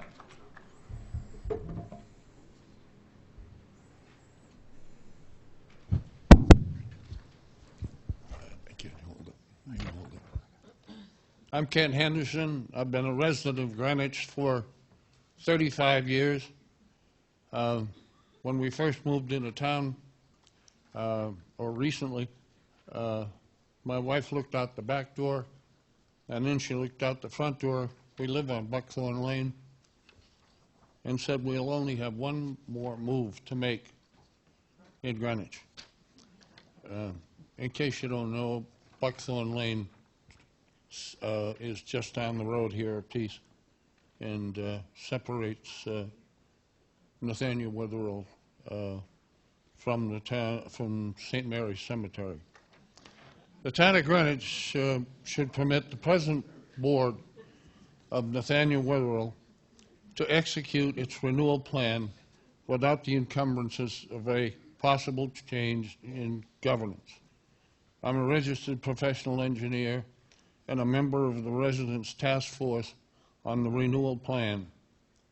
Through my work on the plan, I'm aware of the improvements to the physical plant needed to permit the board and management to effectively and efficiently implement the overall plan. It is my personal belief that attempting to do so and attempting to cope with the changes in governance is not well advised. Therefore, I ask the representative town meeting members to vote in favor of the National Witherell Renewal Plan, the Nathaniel Witherell remaining a town department, and the Nathaniel Witherell remaining a town-owned and operated facility. Thank you.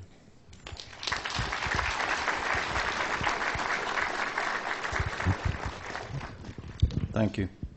Karen Sadekhan, to be followed by Paul Toretta, and then Penny Monahan.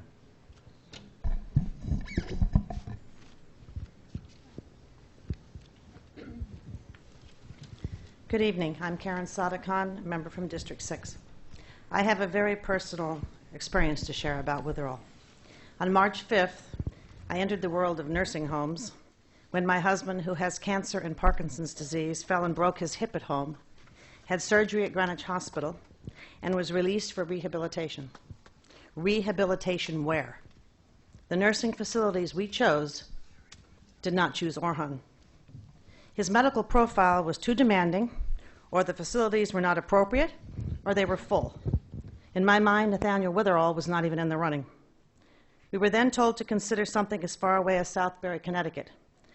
I refuse, knowing full well that having close proximity to home, access to your own doctor, and the support of family and friends were essential elements for my husband's recovery.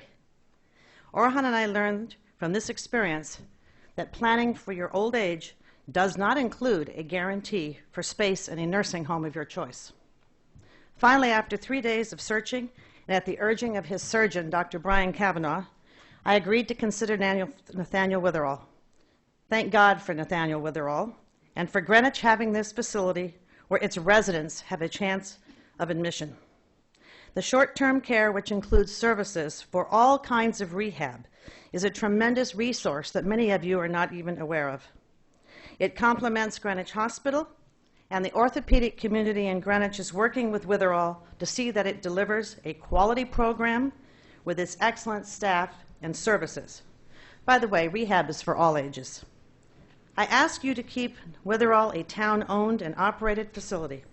The current leadership and board have demonstrated their credibility. They got the message in 2004. Let's support something that we may all need. You will get your money back if you ever stay at Nathaniel Witherall. By the way, my husband prospered and was so comfortable at Witherall that he even suggested staying a few extra days. If you know Orhan, you know how good Witherall must be. I thank you for your time. Please vote in favor of item 3. Paul Toretta, to be followed by Penny Monahan and Laura Erickson. I'm Paul Toretta. I'm chairman of the building committee for Nathaniel Witherall. I serve this town on 2 other building committees, Glenville School and Hamilton Avenue School, both of which have been mentioned tonight in studying geothermal operations. I had planned a speech tonight, but the lateness of the hour and the amount of people that signed up to speak, I'm sure you'll be hearing from me again, so I'm going to give up my time to the next speaker.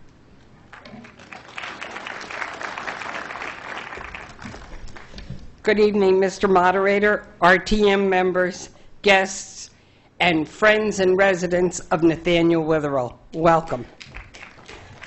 Our town is a very special place in which to live. We provide opportunities and services to all areas of our community, including public safety, schools, recreation, and Nathaniel Witherall. We are different than other cities and towns in Connecticut in many areas, such as our beaches, our ferry boats, and Nathaniel Witherall, to name a few. We are different because of the generosity of so many of our residents who have donated land and buildings to the town for specific use, such as the Bruce family donation of the land and original building of Nathaniel Witherall more than 100 years ago. The town has continually operated Nathaniel Witherall since that time and has been licensed as a nursing home since 1951. As a town department, Nathaniel Witherall has the ability to retain staff for many years until their retirement, which makes Nathaniel Witherall so special. The longevity of staff provides a stable environment for our residents. When we entrust the care of our loved ones to the staff at Nathaniel Witherall, they soon become part of a new family, the Nathaniel Witherall family. This is not true in other nursing homes where staff is constantly turning over. Although most residents use a variety of town services, the residents of Nathaniel Witherall use only this one department, and they pay for this service. We subsidize the Greenwich Library, Bruce Museum, and GEMS in far greater amounts than those requested by Nathaniel Witherall. We would not consider turning the operation of our police or fire department, our public works department, parks department, or any other department to an outside organization, and certainly we should not even consider turning the operation of Nathaniel Witherall over to anyone. 30 seconds.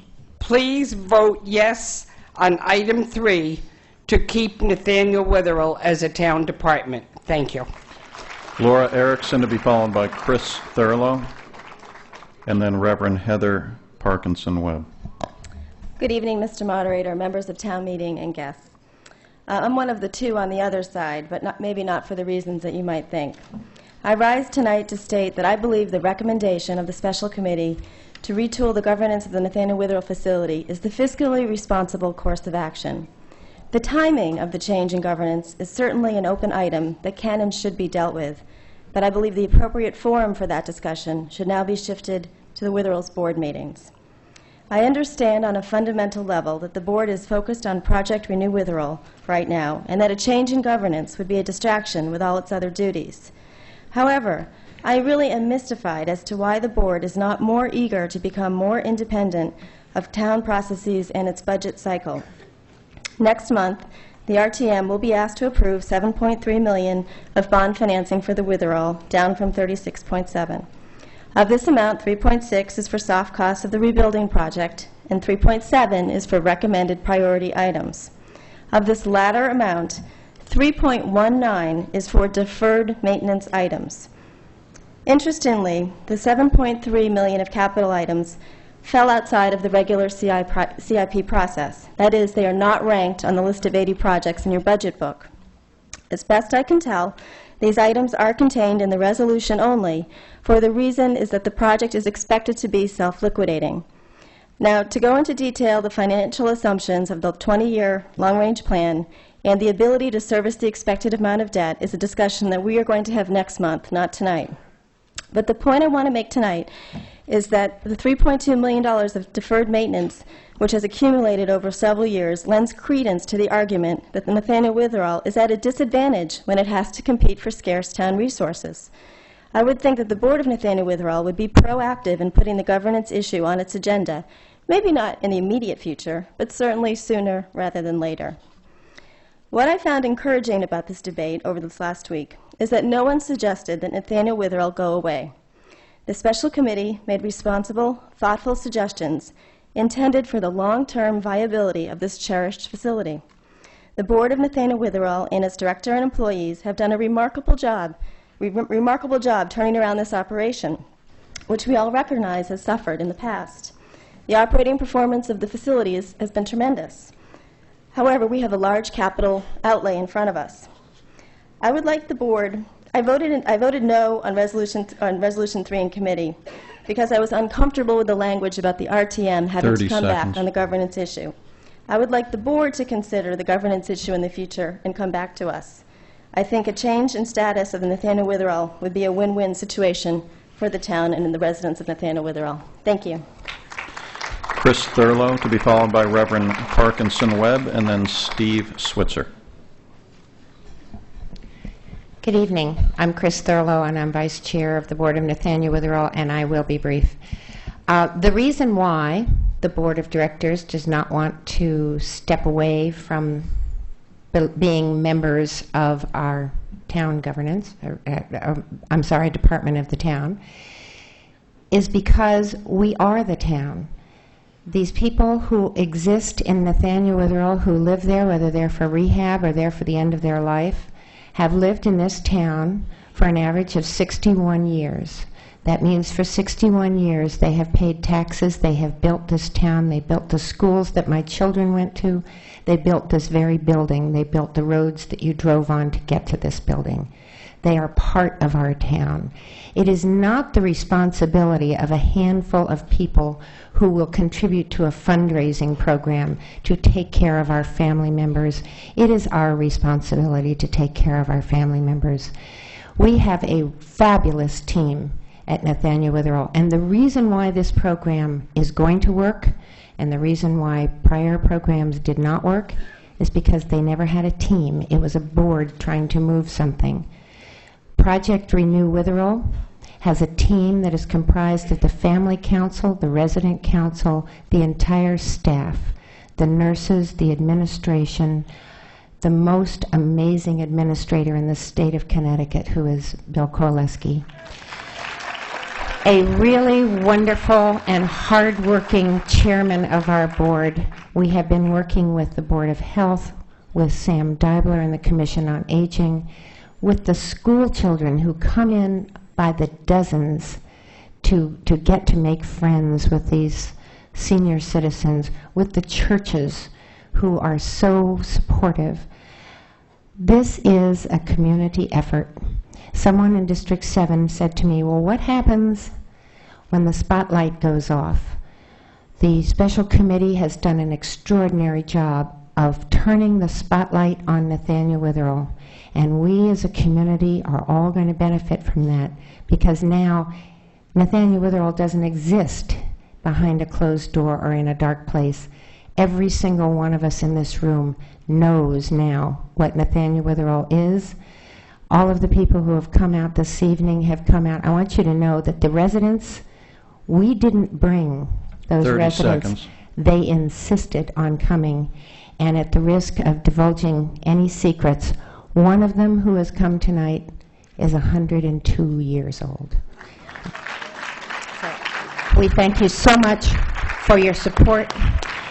I would like to think that the RTM is now going to be a member of the team of Project Renew Witherell. And thank you so much for your patience and for wanting to know about this wonderful facility. Reverend Parkinson Webb, to be followed by Steve Switzer and then Ruth Wilson. I've come today to speak about the spirit of the place. I've had a number of different relationships to Nathaniel Witherell. Several of my family members were there. One, my grandfather, was there 20 years ago, and several staff still remember him. There are not many places you can go where that is true, that someone knows someone you loved who died in 1986. But I come today in a different capacity as a chaplain for Greenwich Chaplaincy Services. That means that I'm chaplain to all of Greenwich skilled nursing and assisted living facilities. I'm in and out of these facilities every day. And I've come to believe that it makes a difference to be owned by the town. And there are three reasons I'll point out to you as to why I think this is so. In what I do as a nonprofit interfaith ministry, I interact with different segments of the community all of the time. And it is very different trying to recruit volunteers for Nathaniel Witherell than it is for any other facility, because Witherell is public, nonprofit, and is seen as part of this community. As you may know, there's an impressive core of volunteers at the Nathaniel Witherell who love the place and who love the people. The second reason, and Penny Moynihan talked about it tonight, is the quality and longevity of the staff. And you might say longevity may not be a good thing, but trust me, in managed care and long-term care, it is a huge gift. What it means is the teams that I see in place at Witherell are working well, they're growing together. It's a functional environment. A more permanent staff means positive work conditions, less disruption for residents who count on them like family, and finally, greater accountability and consistency of care. And the third point, the spirit of the place, the dedication and care of the staff are also results of a very strong leadership team. Attending managers' meetings, I know the group of people leading the institution, and I've seen the board and their executive director at work. These are dedicated people who are committed to seeing Witherell continue and grow. If this leadership team is working well, why change it? What does it say about our town community to have this as part of our community's care for residents? Elie Wiesel, the Holocaust survivor, author, and Nobel Peace Prize winner, once said, "Any society is defined by its attitude toward those who are weak, old, or too vulnerable." 30 seconds. May we be found as ones who are compassionate and willing to commit to our residents throughout the lifespan. Witherell is in the center of Greenwich and should be at the center of the heart of Greenwich. Thank you. Steve Switzer, to be followed by Ruth Wilson and then Felix Andrioni. Good evening. Over the past few weeks, I have read a great many articles and editorials on the subject of privatization in the papers. But now I would like to present my thoughts on the subject. First of all, I would like to introduce myself. My name is Steve, and I live in Riverside. My mother was living at Nathaniel Witherell for about 4.5 years until she passed away last January at the age of 102. Over this period, I would make it a point to see her as frequently as possible. What do I mean by that? I would see her usually once or twice in a day. Since I'm retired, I could come at all times of the day, be that from very early in the morning to late at night. I noticed that the staff was caring, professional, interested in helping, and always willing to listen to comments so as to improve the life of the residents. Mother was not the easiest person to work with, but she had the same aide for both the morning and the evening shifts, since she was admitted, as is typical of Nathaniel Witherell. Thus, they got to know her idiosyncrasies, and were able to accommodate her. She normally fed herself, but when she was unable to do so, there was always somebody that would help her out and feed her, even though she was a very slow eater and she had difficulty swallowing. I had a different experience with my dad at a nursing home in Norwalk. Let me tell you one experience that I will always remember. At the time, my dad was physically handicapped, but mentally very alert. He told me that if he was being changed for the night and a change of shifts occurred, the aide would leave him half undressed, and he would have to wait for the aide of the next shift to dress him. Now let me get back to the not-for-privatization issue. I believe that the main stumbling block that separates those for and those against this issue is really very simple. It is a question of dollars and cents. 30 seconds. And can the town afford it? I would like to suggest that not every issue should be addressed in terms of dollars and cents, and as such, I believe that Nathaniel Witherell should remain part of the town of Greenwich for two reasons. Number one, things work here. Let me repeat that. Things work here. You might ask, how do I know? Believe me, after being here as often as I have been, I can tell from personal experience not to tamper with what obviously does not need an adjustment, as you never really know what you end up with. Thank you, Mr. Switzer.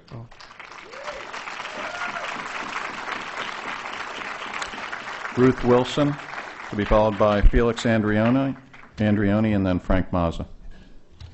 My name is Ruth Wilson. I am an 89-year-old senior who has been a resident of Greenwich for the last 85 years. I was educated here, my children were educated here, and my grandson. I taught at Coscob School for 28 years, and I'm a former RTM member from District 8. I'm here tonight to support the keeping of Nathaniel Witherell as a town-owned facility. I have had several relatives who were blessed to have had end-of-life care at Witherell. Last fall, I had knee replacement rehab at Witherell. In its budget, the town supports many entities. Let me name a few. The town supports GEMS with $3 million. The town libraries with $9.5 million operating and $490,000 capital. Bruce Museum with $726,724. Parks and Rec with $10.6 million for operating and $2 million for capital. Of course, some of that money comes back to the town in fees charged. And the town supports Witherell with $1 million. $500,000 of that is in cash. The other $500,000 is in-kind services provided by Human Resources, the law, and purchasing. All of the uses of these are not necessarily always related to Witherell. Don't you think that the town of Greenwich can afford this small fraction of its budget to care for its frail, elderly, and disabled? Aging is an inexorable part of life. Some of you may have aging parents who are now in life care or will be in the near future. And you young RTM members, in spite of science and technology, don't think that you can escape the golden years, because you can't. And I can tell you from experience, those golden years aren't always so golden. When it comes time for your parents or your spouse or you to need a skilled nursing facility, are you going to be able to choose a town-owned Witherell where, because you are a resident, you will receive priority of placement? 30 seconds. I urge you to keep the gem that is Nathaniel Witherell for our town. Let us seniors see a bright light at the end of our aging tunnel that will be a town-owned Witherell. Thank you. Felix Andrioni, to be followed by Frank Mazza, and then Dominic Cogliandro. Good evening, everyone. My name is Felix Andrioni. I'm an RTM member from the great District 4. First of all, I'd like to commend the Board of Directors of Nathaniel Witherell. You have made great achievements in the last 4 years. It's remarkable, all your time and effort that you have put into Nathaniel Witherell. We couldn't repay you enough. You really deserve a round of applause. Second of all, I'd like to commend Bob Richardson for pushing the Nathaniel Witherell Board to achieve all their goals. You have done a great job. But I have to say, it's not the board that makes Nathaniel Witherell great. The board's only a reflection of their employees. And who makes Nathaniel Witherell great? It's the Mary Bruces that makes Nathaniel Witherell great. She's the director of recreation. She puts smiles on everybody's faces. It's the Michelle Baptiste who makes Nathaniel Witherell great.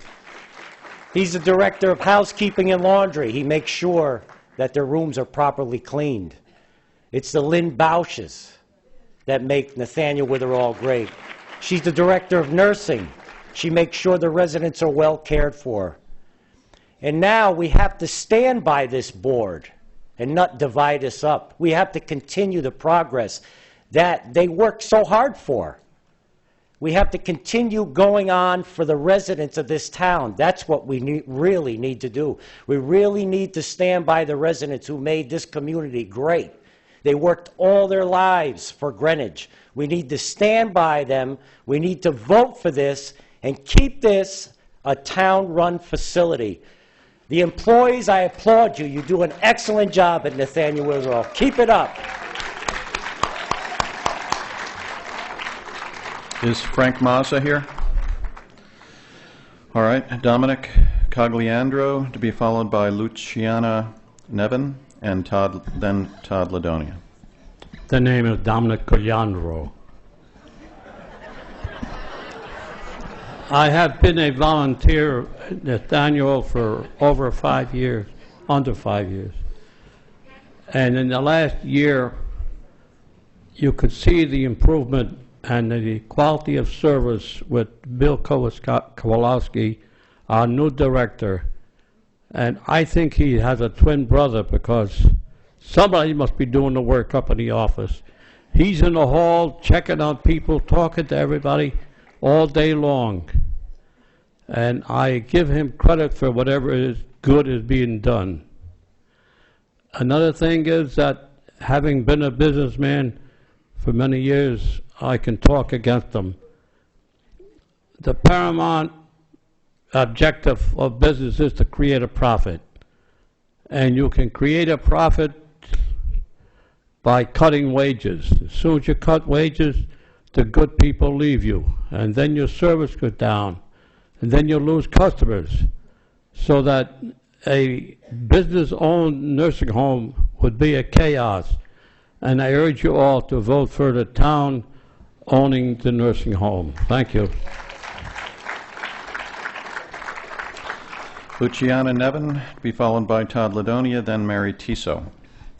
Thank you for letting me speak. My name is Lucy Nevin, and I'm a family member of someone in the nursing home. My sister, who is mostly paralyzed by a massive stroke, has been there for quite a few years. Before that, she was in 2 private places in Virginia. And I had to be there every day to help taking care of her, though they were premier outfits. One time in the morning when I arrived, she was on the floor of the bathroom. The toilet had leaked. She was still able to go with the wheelchair. She was shivering. She was in shock.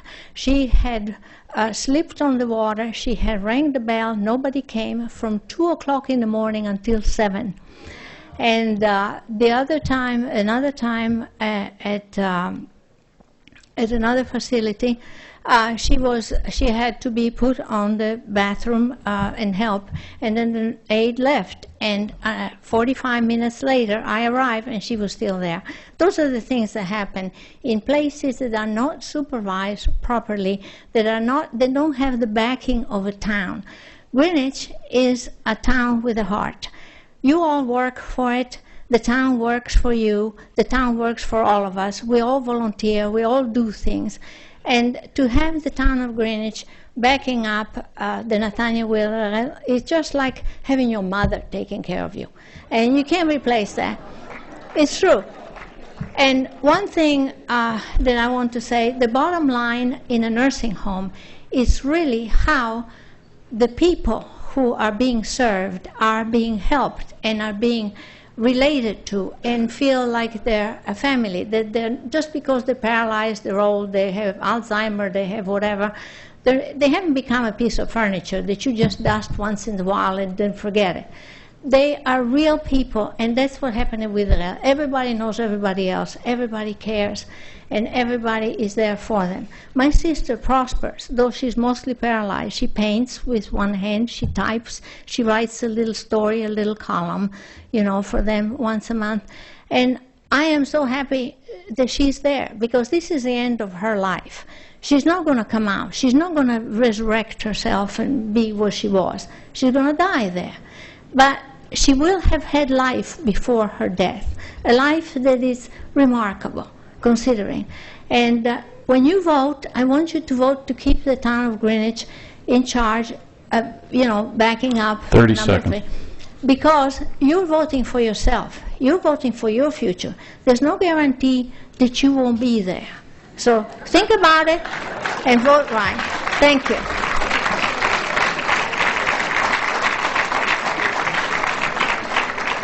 All right, I have good news. Todd Ladonia has passed.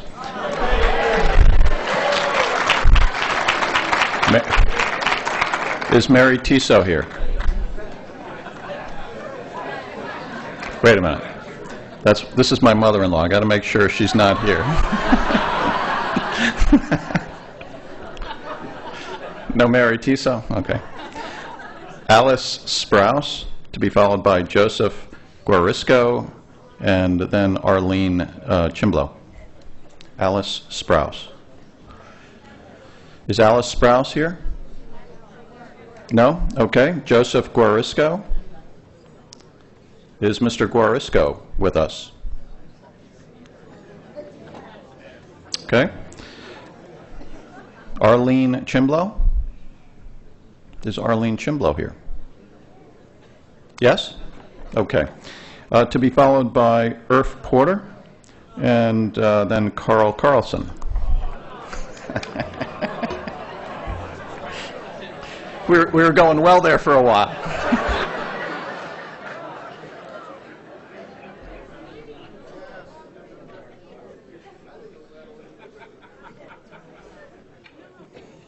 All right. Okay. Good evening. My name is Arlene Chimblow. 22 years ago, my father was at Nathaniel Witherell. He got excellent care, and I'm in a situation now where my mother's there. And it was so nice to see people, familiar people that worked there 22 years ago that are still there, that are giving the excellent care, the compassion, the dignity to all these residents. And I hope that you all vote to keep this owned and operated by the town of Greenwich, because as many said, we don't know if we will need it someday. Hopefully we don't, but I hope that if I ever have to be there, I hope that it's still operated by the town and owned by the town, so I can get that good care if I ever needed it. That's all I want to say. Thank you. Irv Porter to be followed by Carl Carlson, and then Christine Edwards. Thank you, Mr. Moderator. My name is Irv Porter from District 6, and I proudly rise in support of item 3. I've talked with dozens of constituents to sort out what the views are regarding this issue, but the last discussion was this morning with the RMA Melody Men. Twice a year, the Melody Men, still led by nonagenarian Bob Button, perform at nursing homes and other seniors groups in and around Greenwich. God knows how many hours Bob has spent entertaining the people at Witherell, and he's here with you tonight in spirit.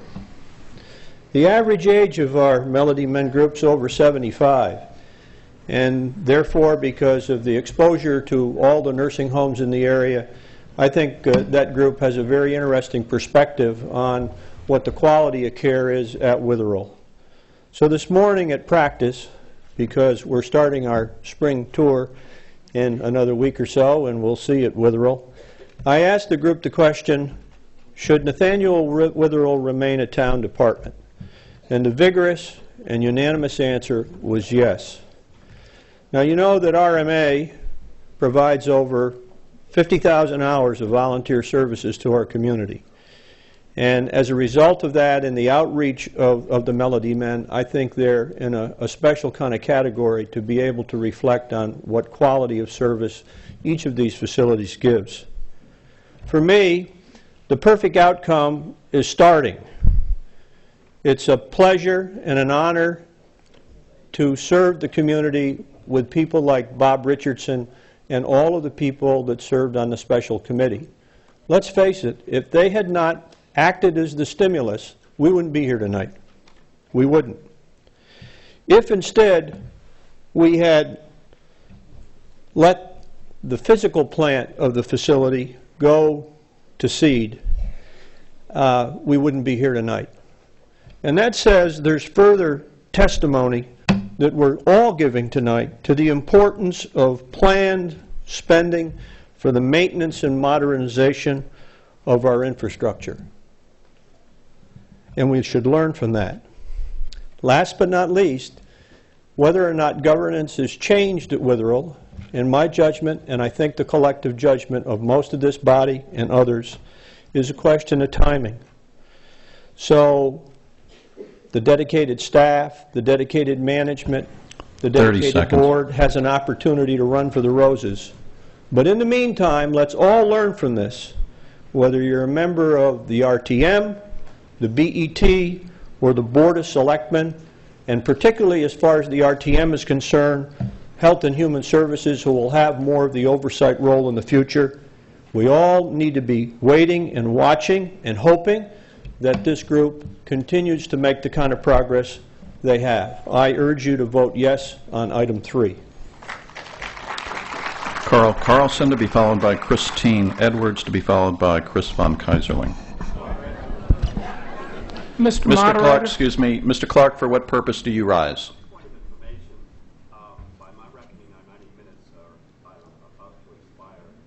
Mr. Clark, I did not start the 90 minutes. That was 90 minutes of debate. So that didn't start until after we had committee reports.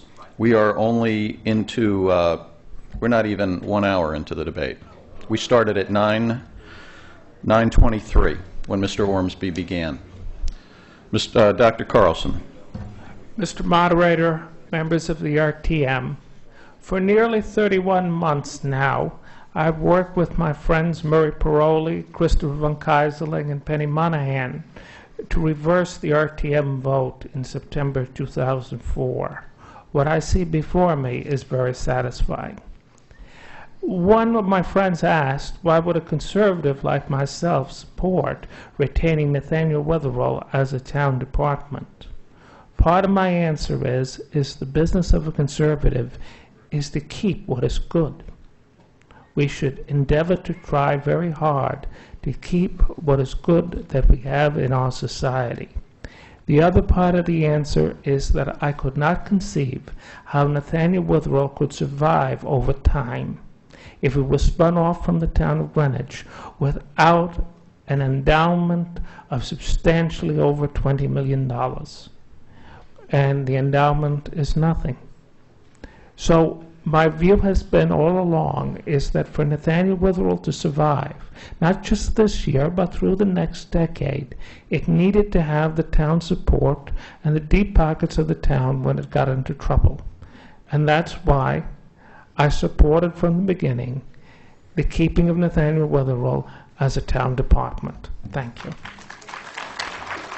Christine Edwards, to be followed by Chris von Keyserling, and then Gerald Pollack. And I'll note there are only 7 more names. Thank you, Mr. Moderator, the RTM, and our many guests. I'll be brief. We never know what's going to be thrown at us in any ways. I mean, I'm on crutches. Anyone here can slip and fall. How many people have? Many. The golden years may be well preceded by titanium knees or a new hip. And it's a rehab facility. It's not just for end-of-term life. But I think back to the first time I walked in the door of Nathaniel Witherell almost 30 years ago to visit one of my girlfriend's fathers, whose mother was very happy that living in Greenwich, she could visit her father very, very frequently, every single day, sometimes twice a day, instead of having to travel to New York or far into another area. For people who think Waveney is a great place, it's a great place unless, like one of my dear friends who always looked at that as being her little gem to go to, was refused because she had, and I can't remember how to pronounce it, so help me out, MRSA, is that correct? MRSA, which prohibited her from being a resident at Waveney. You're not prohibited to go to Nathaniel Witherell. Instead, she wound up in a facility that was gorgeous, but it did not have a quality care of staff, had about 70% turnover. She wound up breaking her hip, having to have surgery, and then having to have day-by-day care for the rest of her life. She lived till 97. It had a good life, but it was still not what she expected, with an accident that was no way needing to be. I thank our dear friend Avinath D'Aquila, hi Av, who's here to support the town department of Nathaniel Witherell, who had no idea she'd wind up, because she was in such good health, but wound up with a triple bypass and had to rehab at Nathaniel Witherell. And I was so happy that I could visit her there every day. And she was extremely anxious to come out tonight to give her support to keep this gem in our town. None of us know when we may have to use this ourselves, and it may not be in our senior golden years. It could be something preceded more by that titanium implant. So think about that, and thank the fact that we have a gem like this around.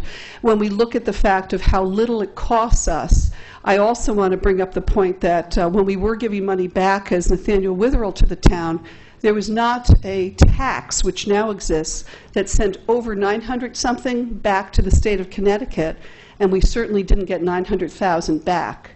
Maybe Dolly Powers and the legislators that we have here can go back to the state and say, let's remove the tax for those town-owned facilities, of which we are the rarity. Why should we pay a tax as a municipality? Maybe we can have that as part of the legislative give back. Thank you. Chris von Keyserling, to be followed by Gerald Pollack, to be followed by Jerry Isaacson. Mr. Moderator, ladies and gentlemen, guests, I'm Chris von Keyserling, District 8. This governance debate on the future of Nathaniel Witherell has shown to those who doubt the effectiveness of our RTM size and representation. Without the very strength and variety of such an RTM debate as we're having now, politically charged policy decisions for our town's future could not gain a healthy, stable public consensus. I'm proud of, and I thank my fellow RTM members for this. This debate would not have been so valuable without the forceful presentations of the moderator's special committee on Nathaniel Witherell. I thank them for their service and the moderator, Mr. Burns, for creating this special committee. This debate would not have any point without the constant, consistent dedication of the Nathaniel Witherell staff under Director Bill Koleski, head of nursing Lynn Bausch, as well as the labor leadership of Roger Taranto Teamsters and Lynn Mason Lyuna. Our valiant staff has kept the standard of care high despite the uncertainties of the last few years. I thank them all for their professionalism. This debate would not have been so active in its town-wide representation without the untiring efforts of the Nathaniel Witherell Family Council under the able leadership of Linda Ziak, a Coscob elector, by the way. I thank them. Finally, this debate could not have happened without the thorough, professional, and heroic, and I mean heroic, work of our present Nathaniel Witherell Board. Chaired by Mr. David Ormsby and served by David Ayers, Mr. Lloyd Bankson, Mr. Donald Fritz, Ms. Ellen Isidro, Dr. Thomas Saccardi, Dr. Frank Scarpa, Ms. Chris Thurlow, and Paul Toretta. For 2 hard years, this team of selfless volunteers has worked a multi-front battle for the new century of Nathaniel Witherell. They have enlisted and informed all segments of the town government and community. They have discovered and published answers to many difficult questions posed to them. This board has always given respect and trust to all with whom they have labored. Most importantly, our Nathaniel Witherell Board has demonstrated that when the RTM is addressed with a proposal and respected with an open communication of facts, the RTM will always return a responsible, durable, and fair decision for all of Greenwich. There is only one reward appropriate and sought by our Nathaniel Witherell Board. It is a reward they have well earned. That is the trust and confidence of this body and the town of Greenwich which we represent. In recognition of their service, I would ask you to join me now in a standing ovation for this board. I think they've really done an outstanding job.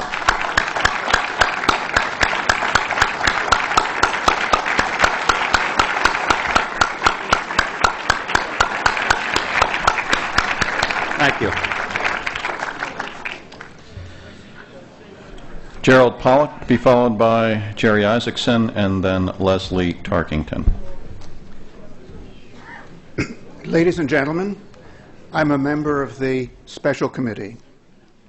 Tonight's question is governance. And this question arises now because $39 million will have to be borrowed by the town for renovation. The Special Committee supports this renovation project.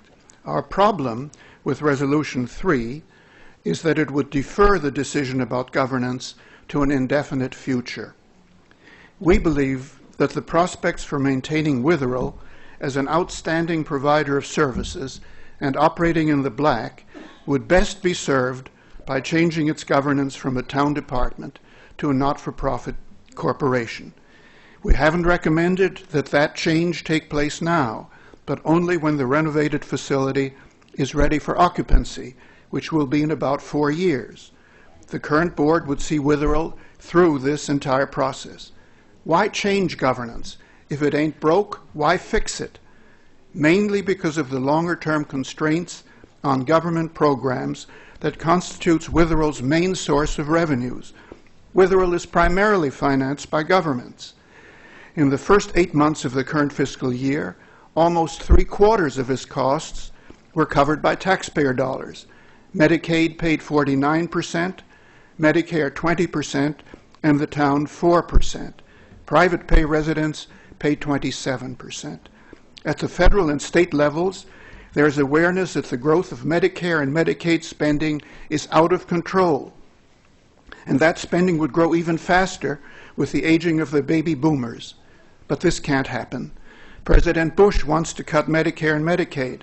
Governor Rell has proposed a 2-year freeze on Medicare reimbursements. Next door in New York, Governor Spitzer has achieved a $900 million cut in Medicaid and state-funded health care costs. Not-for-profit governance is not a panacea, but its efficiencies in procurement and collective bargaining and its advantages in fundraising can moderate the adverse effects of the constraints on Medicare and Medicaid. If subsidies are still needed, they should be provided within reason. There would still be a contractual link between the town and Witherell, but there would be more transparency. Of the 244 nursing homes in Connecticut, Witherell is the only town-owned and operated facility. 52 operate as non-for-profits. It can be done, and it can be done well. Therefore, we would prefer that a time for the changeover to a non-for-profit be decided now. Thank you. Jerry Isaacson, to be followed by Leslie Tarkington, and then Carol Lindstrom. Thank you, Mr. Moderator. I'm going to be very brief and I think take a little different tack here. The Witherell Board has a business plan, and it takes them out several years into the future. Is that a sure thing? Of course not. But how do you judge? What kind of confidence can you have in that kind of a business plan? I've done a lot of them, and I've had subordinates do a lot of them. And they're never absolutely true, but you have to have confidence in the fact that they are presently performing what they say they will perform. For this year, the budgeted deficit for Witherell was $1.9 million. The current projection is that it will be $660,000. Now, how do we know that's going to happen? Well, at 8 months of this year, the budgeted deficit was $1,291,000. The actual is $326,000. I'd say they're delivering on their promises, and therefore they deserve to have our support. Just a very quick aside is that this week I'm going to have one of those titanium things you're talking about. and on Friday I expect to be at Witherell. And Bill Kowaleski and others have said they're going to leave the light on for me. We wish you all the best, Jerry. Leslie Tarkington, to be followed by Carol Lindstrom, and then Peter Schiefer-Decker.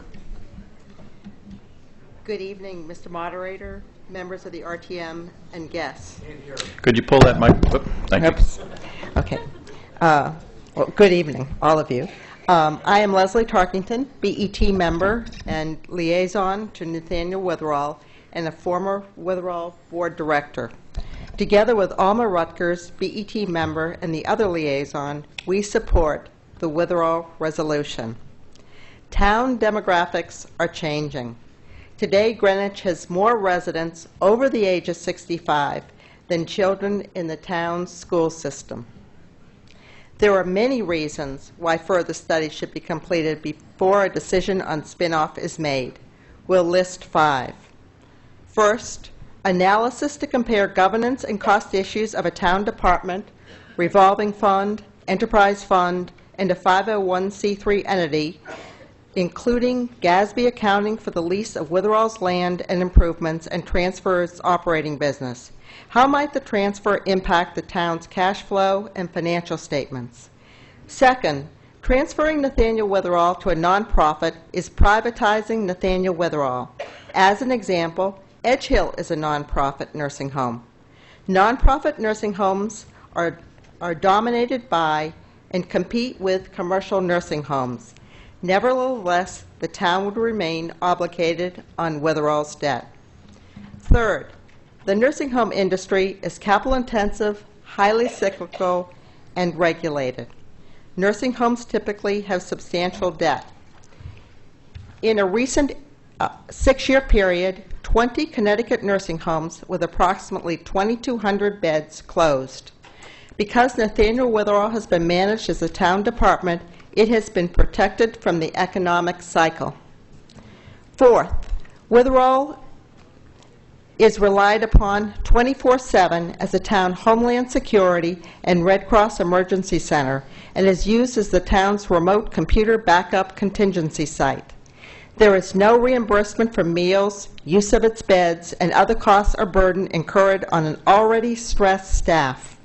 Could the town count on these services if Witherell is a 501c3? 30 seconds. Would Witherell's insurance permit such activities? I'd also like to quickly add here that in a municipal nursing home, Connecticut's provider tax is approximately 20% lower. In summary, Nathaniel Witherall's more than a century of caring enhances the town's global image and intrinsic special value. With its aging population, Greenwich may find itself providing a much-needed, renewed nursing home and rehabilitation for its residents. Please support Nathaniel Witherall's resolution, which provides time to address many issues which should be evaluated. Thank you. Carol Lindstrom, and then our final signee is Mr. Schieferdecker. I'm Carol Lindstrom. I'm a voter in District 1. I've been visiting a resident in Nathaniel Witherall since 2004, which happens to be just when the special committee was formed. I also volunteer there. The only thing that is broken at Nathaniel Witherall is the building. I'd like to recommend that we proceed to implement Project Renew this summer. Let's get on with this.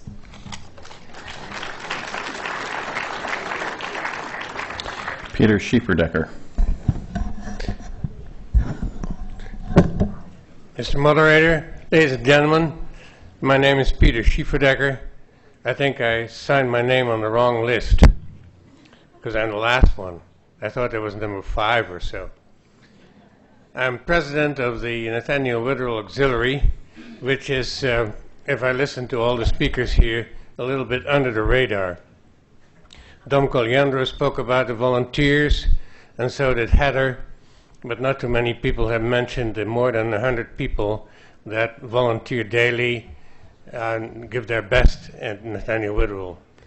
Our board and our volunteers have unanimously supported the Proposition 3, or Item 3, and we wish to butter you up by telling you that we think you as the BET and you as the RTM made an excellent decision by putting this wonderful board of directors in place and appointing this wonderful management at Nathaniel Witherall, which has made it possible to make a definite turnaround, and we have every confidence in the future. Thank you.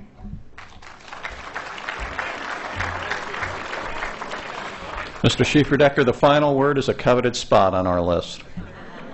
Will the district chairs please mark your voting cards? Item number 3.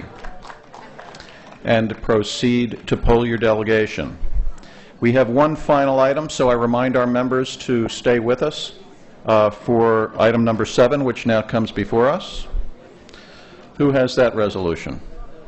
Mr. Siciliano, Director of Parks and Recreation.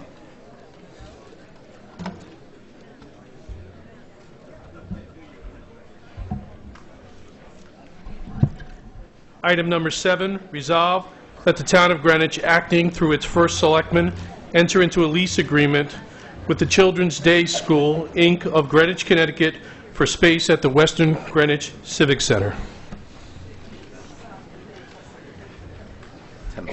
Oh. Will a member please move the adoption of the resolution? The resolution on item 7 has been moved and seconded. May we have the reports of the committees that considered this, beginning with Doug Wells, Chair of our Legislative and Rules Committee. Mr. Moderator, ladies and gentlemen, our committee took up this item last Monday evening. We had a discussion from the persons at the Children's Day School, as well as Attorney Wayne Fox attended our session. We had a bullet point production or presentation of the lease, but we did not have the lease itself for our committee to consider. So we adjourned this item and took it up this evening at about 7:45, when all of us had the opportunity to review the lease. The lease provides for a daycare center at the Western Greenwich Civic Center, an area comprising slightly less than 4,800 square feet, which will house toddlers and infants at the Western Greenwich Civic Center. The lease provisions provides for a per square foot cost of about $8.55. It is a 10-year lease with 2 additional 5-year options thereafter. After the first 3 years, there is a 7.5% increase for each 3-year period thereafter. For the most part, our concern about the lease was directed to one provision. On page 7 of the lease, Article 4, our committee was concerned, or a majority of our committee was concerned with the fact that the lease provides that the town must make all necessary alterations and improvement at the town's sole cost and expense necessary for the satisfaction of the daycare center's licensing requirements. That was troublesome to a majority of us. Unfortunately, we did not have the time, given the fact that we took this item up just before our meeting, to enter into any kind of revision of this on the fly by the committee. However, I believe a member of our committee from District 9 may make revisions to this to make it more palatable. Our vote on the lease as it stands before us was 5 in favor, 6 opposed, with 1 missing. Thank you. Karen Sadek-Khan with the report of our Parks and Recreation Committee. Good evening. Joseph Sliano, Director of Parks and Rec, presented the resolution and explained the background. We had Mary O'Rourke, who's Director of the Children's Day School, and Nick McRoy, I may not be saying his last name correctly, present to answer questions. Joe had given us some history that in 1999 there was a strong need for child care at Western Greenwich Civic Center identified in the plans to rebuild the center. They had worked with United Way at that time, and at one time thought that the YW might even be the child care provider. I'm sure some of you recall there was the discussion of whether or not a profit or non-profit agency was appropriate to be in town space. Doug has given you some of the background of the lease, although I will add some details to it. He mentioned the square footage inside. There's also 2,100 square feet of playground space included. There's common area to be shared, the gym, multipurpose room, dance studio, community room. Those are all subject to availability, and if the town may charge an additional usage fee for them.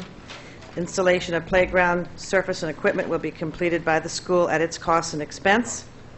The school pays for 15% of the monthly utility bills of the center. The town, as Doug mentioned, in the lease will be providing maintenance and repair of the building systems, and related site improvement except for the playground, maintenance of fence for playground premises but not cleaning, regular refuse removal, landscaping, utilities, computerized door access system. The school is responsible for cleaning and maintenance of the interior premises and the playground premises, fence cleaning but not maintenance. The school is responsible for snow removal and ice removal if the hours of operation don't coincide with the town's schedule and priority, or if the center is closed. It's also responsible for operating supplies such as hand towels, toilet paper, etc.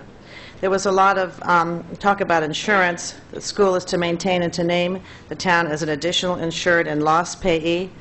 All risk commercial property insurance is required. Commercial general liability insurance is required. Comprehensive automobile liability insurance is required because they drive. Some of the teachers drive. The students. Fire and casualty insurance, workers' comp insurance, umbrella liability, and professional liability. The town has the right to terminate if the school is in default of the lease terms. The school has the right to terminate if at any time upon 120 days of advance notice is written, or immediately if any act or failure to act by the town results in the inability of the school to obtain and or maintain its child care license. Further information came from our committee's questions and comments. The monthly cost of tuition for students is approximately $1,200 for infants and $1,000 for 3- and 4-year-old toddlers, for an approximate annual revenue of $780,000. Tuition will increase at a regular rate of, I believe it was 3% a year, to help offset the increases in the lease, as was explained after the first 3 years. The school operates 12 months a year from 7:30 a.m. to 6 p.m. Drop-off and pickup times are staggered, and parents will park in the lot on the west side and deliver their children inside to the building. Teachers have the standard childhood training and credits. The school is licensed by the state of Connecticut and accredited by the National Association for the Education of Young Children. While there was some discussion about the insurance, the committee felt comfortable in moving forward because it did not want to delay the approval of the lease, which would leave the school without the ability to begin for another year. In other words, they want to be in place this fall. On that basis, the committee decided to vote, was satisfied, and the vote was 11-0-0 with District 1 absent. Thank you. Before calling for discussion on item 7, I do have the result of the vote on item number 3, the Nathaniel Witherell sense of the meeting resolution. Those in favor, 170. Opposed, 26. Abstaining, 3. That item is carried. I'd like to...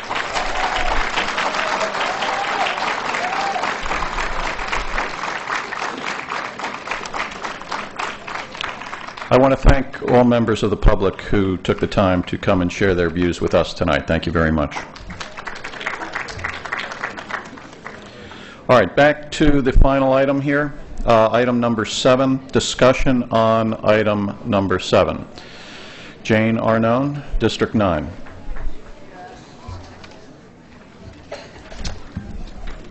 I'll be as brief as a lawyer can be.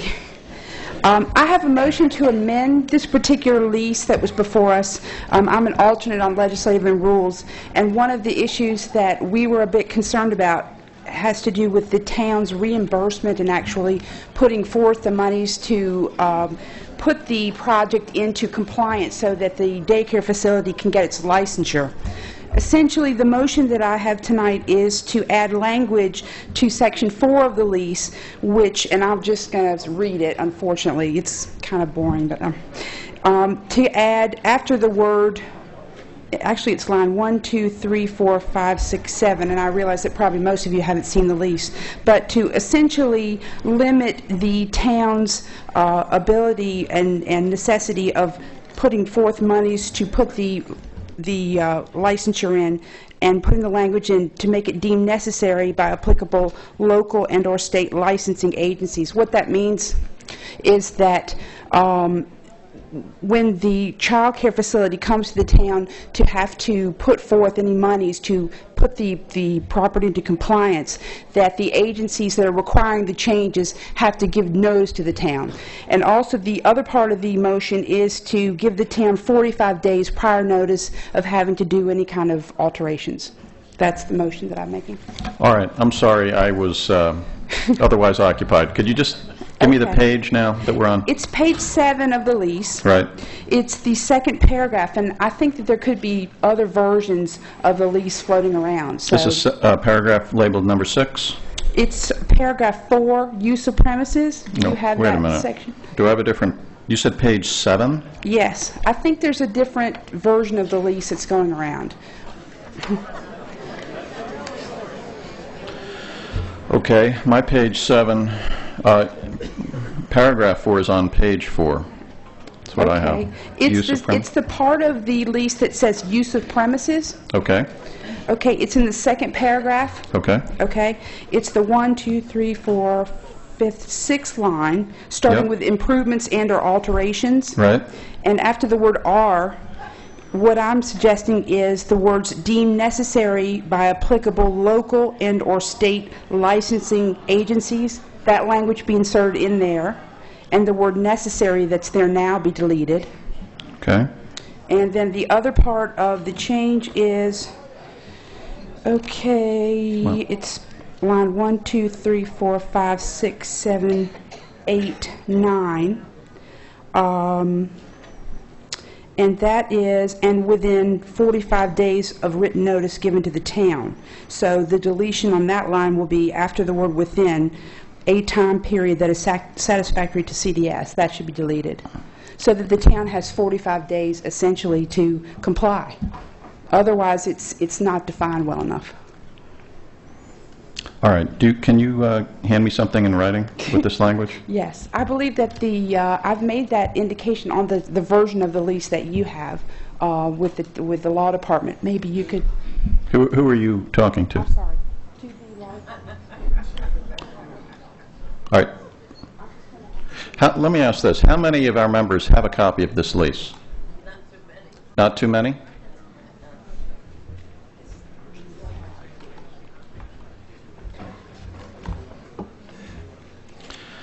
All right.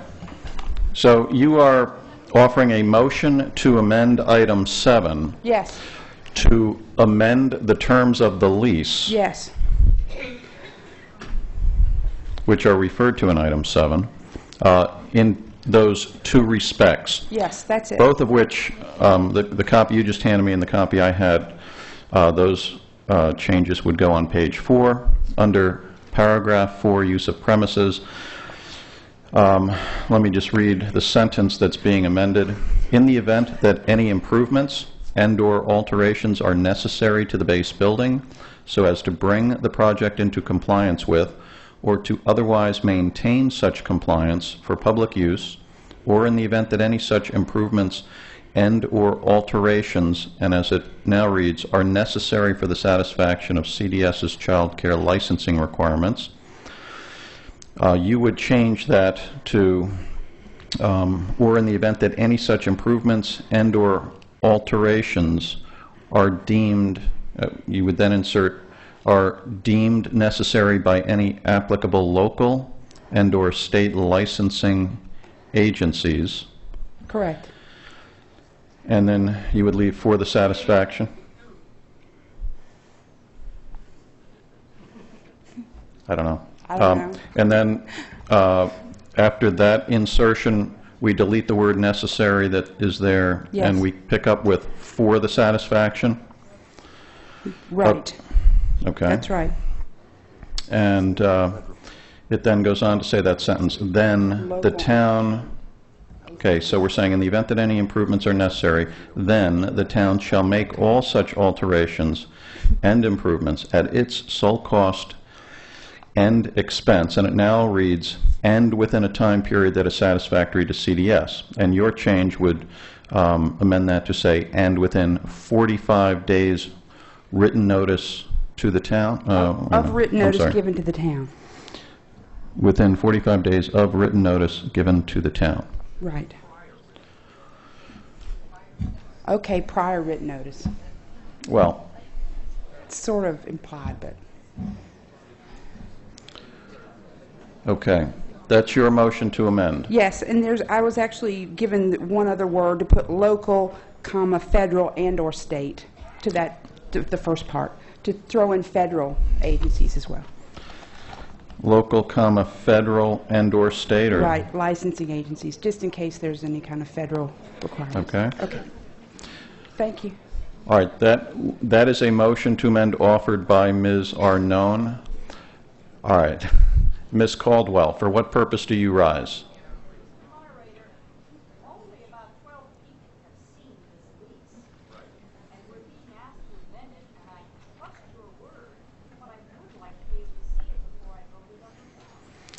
All right, let me first do this. There has been a motion made. Is there a second? It has been moved and seconded to amend the lease, which is referred to in item 7, as we have just described. Mr. Boutel, please state your point of order. Mr. Boutel, please come forward.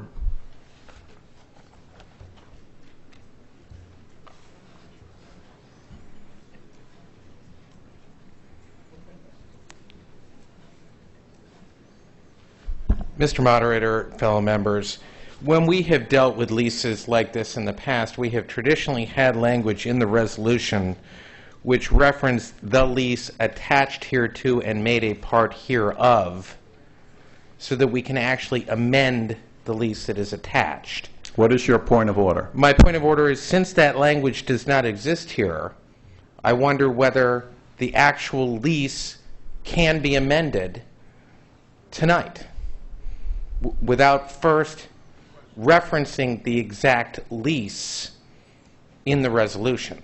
It says a lease through the first selectman. It doesn't reference a lease or the lease attached hereto and made a part hereof, i.e., which lease are we talking about? All right.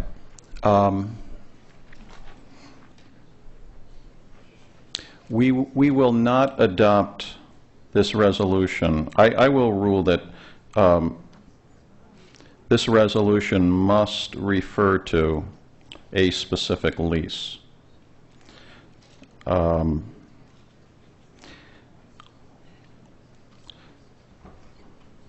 So I will not allow a vote on this item if we do not first amend it to refer to a specific document. But we will not approve a lease without having the ability to amend it. If this body wants to amend the terms of a lease, it can do it, and we have done that in the past. So we now have several issues that have been raised. One is the language of this resolution. Another is the proposed amendment to this lease, and the third is the willingness of the body to consider the amendment without having the benefit of the lease before it. Currently, there is a motion to amend that has been seconded, so that is now before us.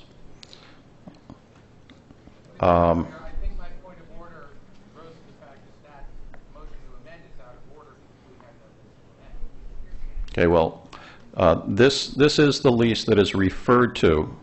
Well, let me just get clarification. I will ask our town attorney. Is the lease that we have been referring to the document that is mentioned in the resolution in item 7? And I will ask you, in your opinion, whether this resolution is in legal order as it is written, Mr. Fox. Our town attorney, Wayne Fox.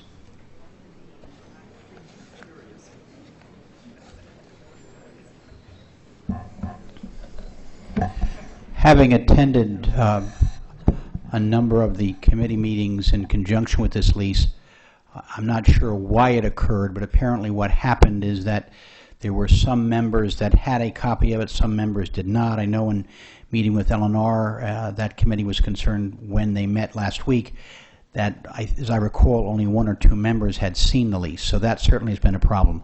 Why that occurred, I do not know.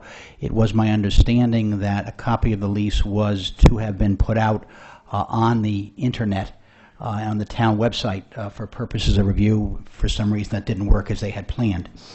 I will say to you that in the explanos, and I realize that's not the official document under which you are working, but in looking at the explanos in anticipation of this meeting, there is reference there under item 7, under explanatory comments, attached lease, separate enclosure.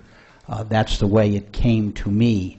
So to answer your first question, Mr. Moderator, the lease that you have in your possession that I have reviewed is in fact the one that this body is being asked to act upon. It is the only one that I have seen, and it was attached to the documents that came to me in anticipation of the meeting. Having said that, and having had possession of it, I can understand the moderator's wish to modify the initial resolution found in the call to make specific reference to that lease. That being done, there certainly would be no question as to what this body was asked to vote on. Okay. So we can take up this motion to amend, provided that we then make it clear that this document is the document we are authorizing the town to enter into. Yes, sir. Thank you.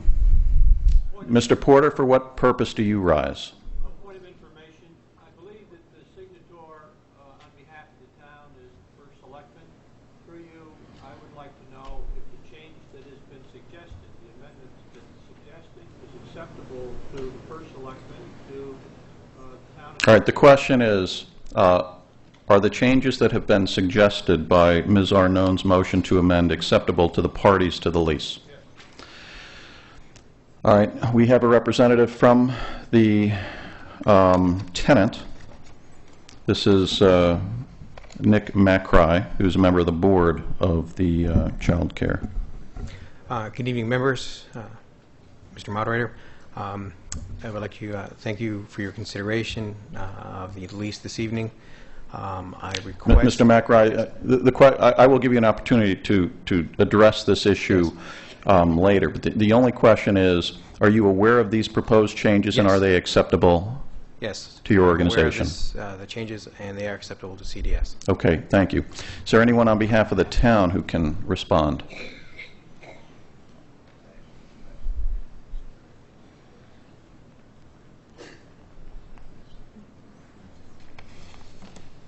Abby Wadler, Assistant Town Attorney. Yes, the Law Department is aware of the changes. We've discussed it with Ms. Arnone as a representative of LNR, and they are acceptable. Okay, thank you. Further discussion on Ms. Arnone's motion to amend. David Detchen, District 10.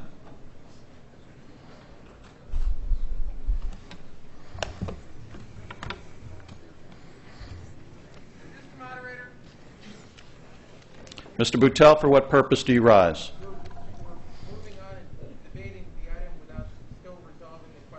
I ruled that your point of order was not well taken. This is properly before us.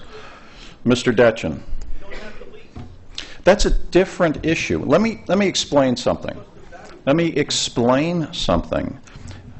We have a resolution before us. That is a main motion. There has been a motion to amend addressed to that item. That is before us. A motion to amend has the lowest priority of all procedural devices under Robert's rules, with the exception of a motion to postpone indefinitely.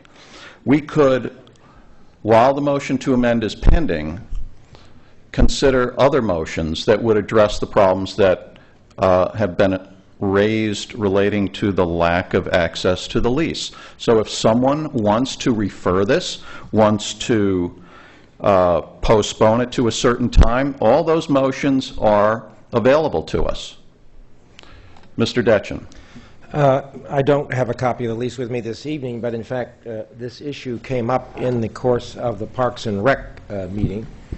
And the concern that a number of us had about this particular clause was that it in fact imposes upon a duty upon the town to undertake certain improvements and requirements which basically the town is compelled to do, even though on the day that it signs it wouldn't necessarily know what were in fact those alterations that would be required. One of the things that we bandied about in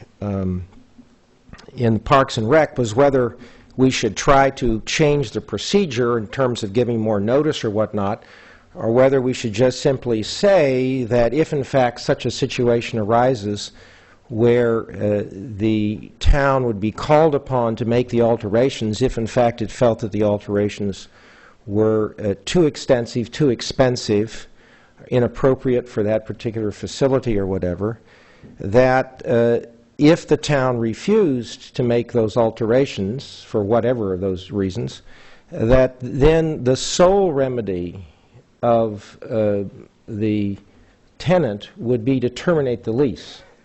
At that point, then, the parties could negotiate the issue, but at least the town would have an opportunity to get out of the obligation, and the only remedy would be for the tenants to terminate the lease, would not be in a position to compel the town to, in fact, undertake those particular changes. That being said, I think one of the issues here is whether this particular meeting should be trying to amend the lease in any way, or whether in fact this resolution should not have been established in a way to basically allow the Board of Selectmen, upon the advice of the town attorney, to sign a lease substantially in the form submitted, and to allow this fine-tuning to take place in consultation between the town attorney, the Board of Selectmen, and the tenant. Thank you. So are you offering a motion to address that problem? Okay. Likely to, if that's an invitation, I could obviously move to refer this matter to, for example, the Legislative Rules Committee for further consideration. Is there a second? It has been moved and seconded to refer item 7 to the Legislative and Rules Committee. That motion is in order. It takes priority over the pending motion to amend. Discussion on Mr. Detchen's motion to refer item 7 to our Legislative and Rules Committee. Karen Sadek-Khan, Chair of our Parks and Recreation Committee. David and I work on the same committee, as you know. The concern here is the timing. If we refer it, when do you expect to have it back? Not in May? Well, you know, May is typically reserved for our budget meeting. I will note that I've been informed that we will need to deal with a labor contract at our May meeting. That's the Witherell amendments. So I don't think we want to take on more items. I'm informed by the school's representative that the lease needs to be signed before June, so this is the this is the constraint of referring it. I don't have the answer, but this is an issue to see the Western Civic Center riding another year without moving forward to child care and not collecting any revenue. Neither one of those things.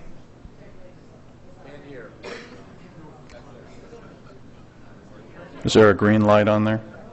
You've got to push the button then. It's back on.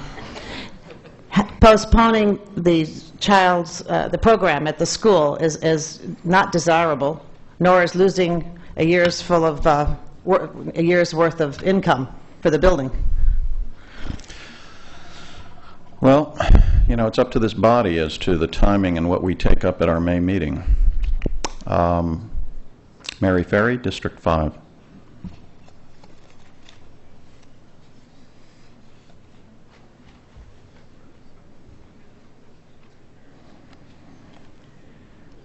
We have a legal problem, but we also have a problem with our obligation to defend the town. I would think that in 10 minutes at the May meeting, we could deal with this if the lawyers have another crack at it. Okay. If that's acceptable to the school, I think maybe that's our way out. Do you want me to? No, I think that sounds right. If this is the only issue, I think you may be right. Can I make a motion to that effect? And then when everyone gets a copy of the lease, we'll find out what other problems there are.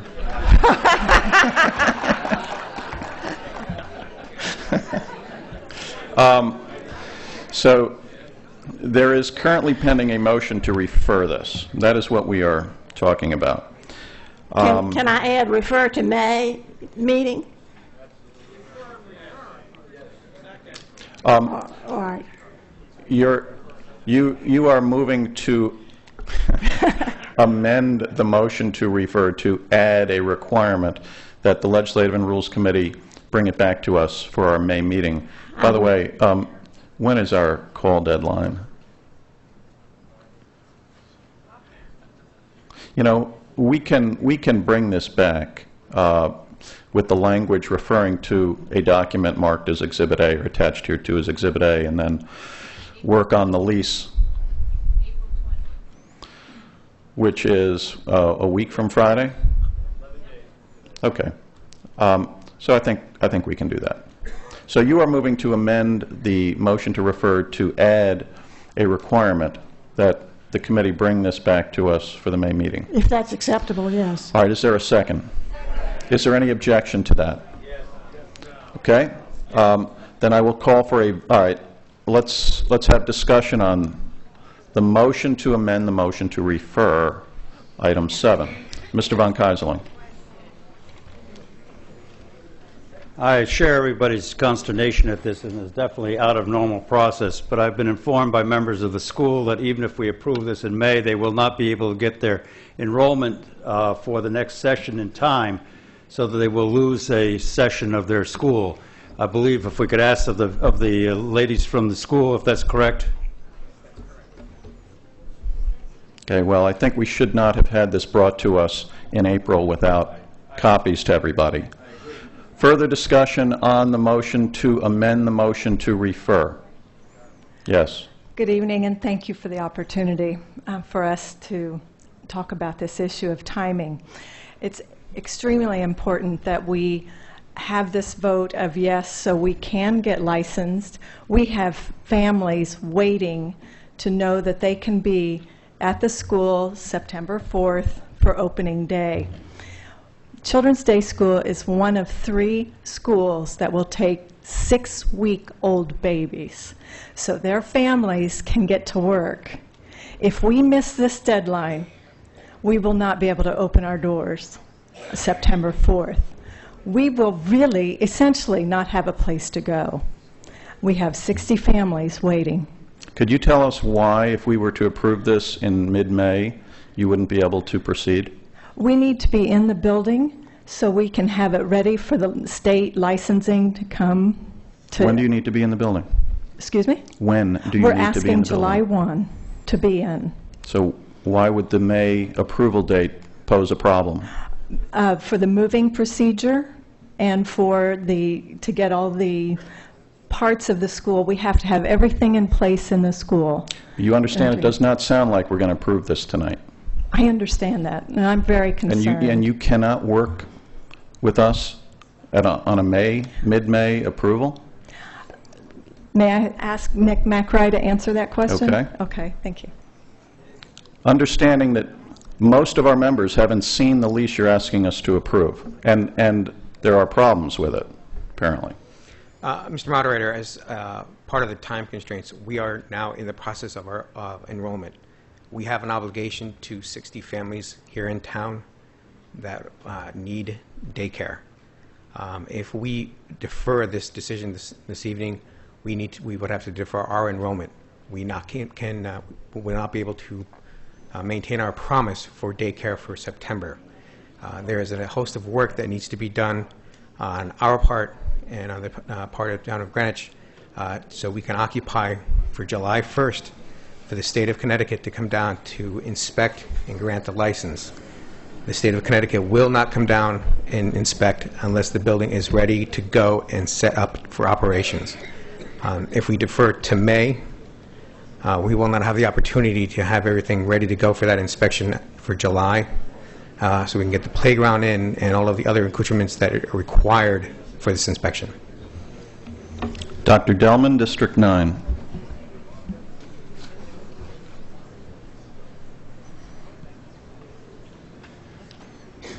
Mr. Moderator, RTM members, to coin a phrase, you can lead a horse to water, but you can't make it drink.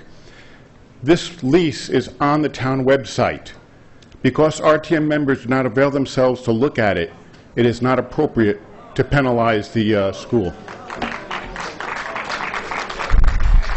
Mr. Brogan, District 2.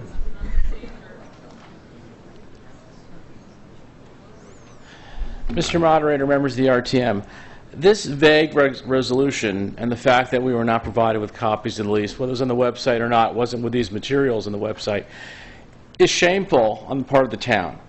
This came to us from the town, not from the proposed tenants. And now we're talking about making them suffer, and I'm concerned about the 60-some-odd families that are going to suffer because the town clearly, and I'm not saying who, dropped the ball on this. We got a resolution that's really not in legal order. It doesn't refer to the lease. We didn't get copies of the lease. And that bothers me quite a bit. What I'm worried about is how we can make this work, and it sounds like making it work in May is not a necessarily good idea or the best idea. Through you, Mr. Moderator, I'd like to ask, or just address the question to you. If we approved this resolution, this vague resolution, as it appears in the call, could the lease be fixed offline and be executed?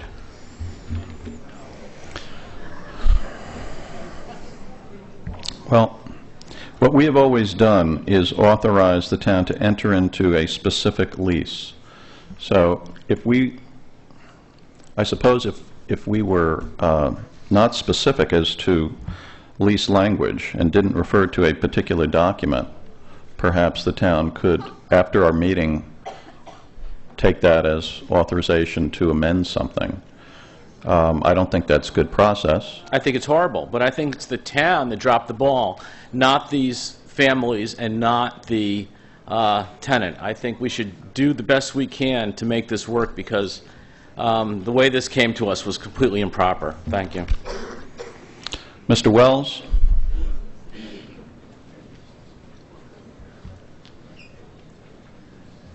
Ladies and gentlemen, my suggestion is not to refer this back to us. The only provision of the lease that I've heard was of a concern was the provisions of the lease that have been addressed by Jane Arnone's amendment. Nobody else has said anything about the lease that I hear that has a problem with it. So my suggestion is vote down this motion to refer, vote up her change. Our committee looked at the lease.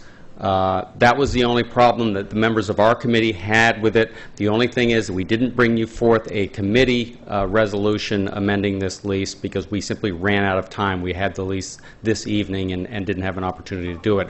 Jane Arnone was the one who came forward with it because she had the time to address it and bring it before us. So I would say turn down the referral and vote up the revision. All right, further discussion on we now have this pending motion to amend the motion to refer. Mr. Crowell, District 8.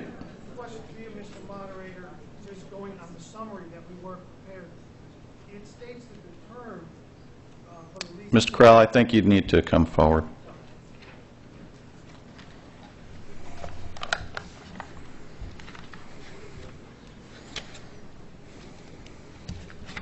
My question, Mr. Moderator, is that the summary that we were supplied states that the lease commences on July 1st.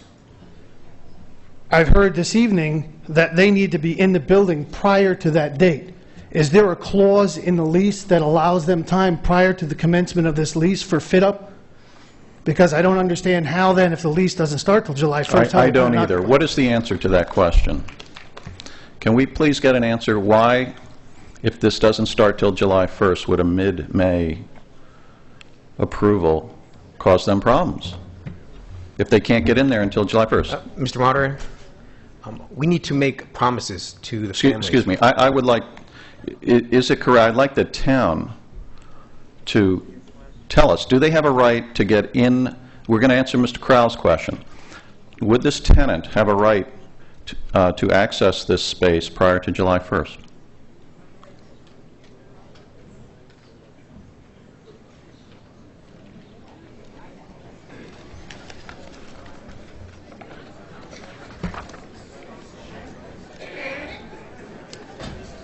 Mr. Moderator, the answer to that is no. The lease will commence on July 1st. I think what Mr. McRae will further explain is their commitment to their families for the registration. Well, okay. Further discussion on the motion to amend the motion to refer. Mr. Brady, District 5.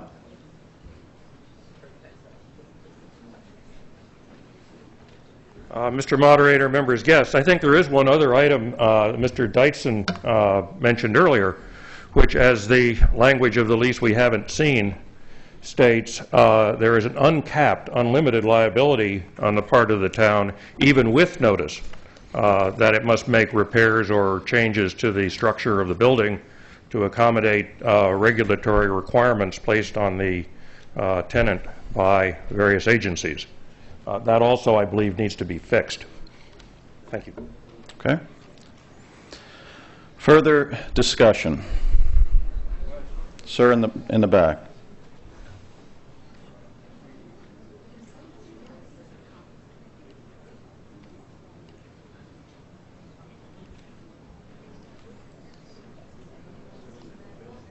I just want to address the fact that with the need for retrofitting, I would like to see some information about the cost of the necessary retrofitting at this point to accommodate your needs to operate this operation. All right, we're talking about our immediate problem, which is when are we going to take this up?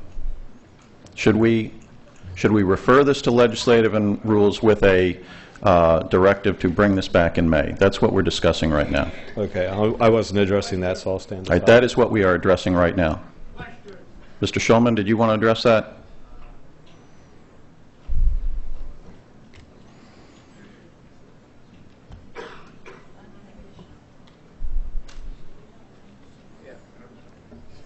Real quick, John Schulman, District 8.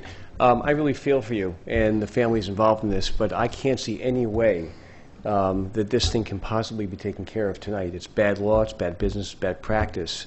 I think if the town is responsible for having this delayed, then the town's going to have to really get in gear to help these people accelerate the process of fitting it up, if and when the time comes that the contract is proper and approved. And if we do that in May, it's not going to be as orderly, it's not going to be as comfortable, but I would think there's a way to get that done. Okay. Yes, ma'am.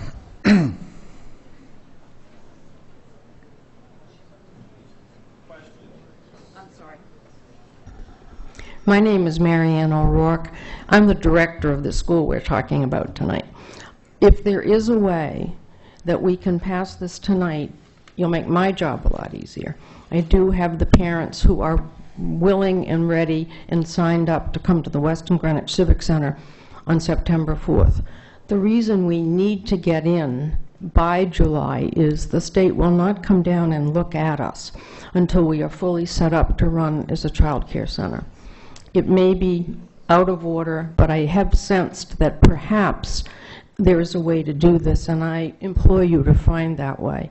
May I just say one thing? I've been sitting here all evening, and I'm fascinated by the fact that we had a large discussion on the seniors in this town, and I'm representing the children in this town because they can't speak for themselves. Thank you so much. Further discussion on the pending motion to amend the motion to refer. Joan Caldwell, District 10.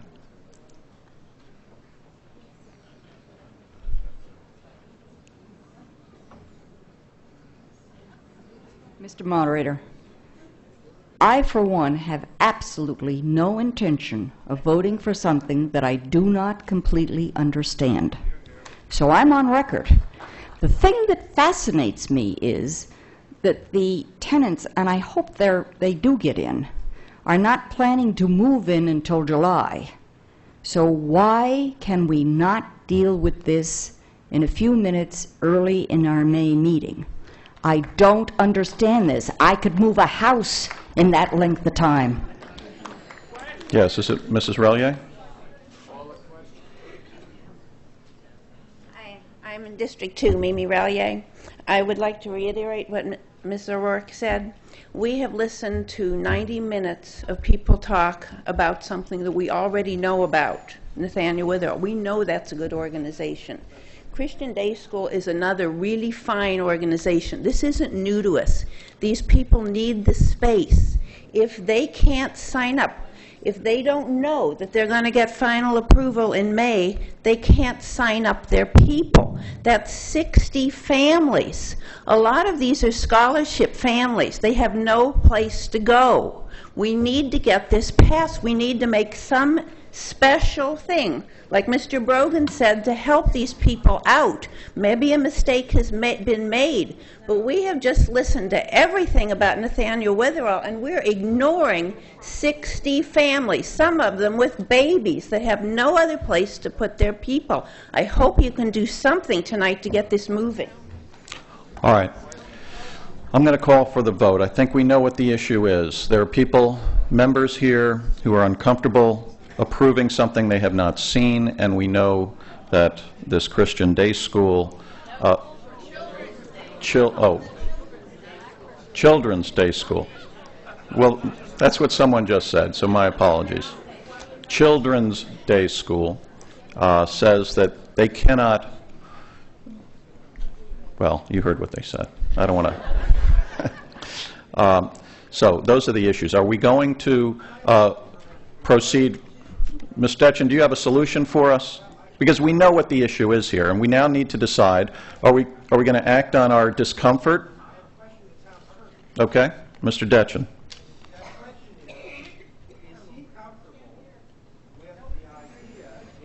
Why don't you come forward so everyone can hear you?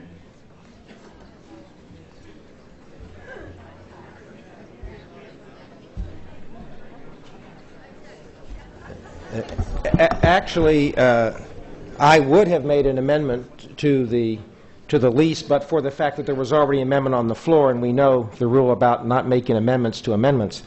But my question to the town attorney is, We're coming the one close that I to had breaking that rule tonight. No, the but- one that I raised earlier, which was, does the town not have any concern about the fact that it has apparently an obligation to make these alterations, and is it willing not to put into the lease this concept that the only remedy, if it decides not to, is simply that there will be a termination? Is it comfortable having that obligation without any opportunity to say no? That's my question to the town attorney. Is there anyone who can answer that? Wayne Fox, our town attorney.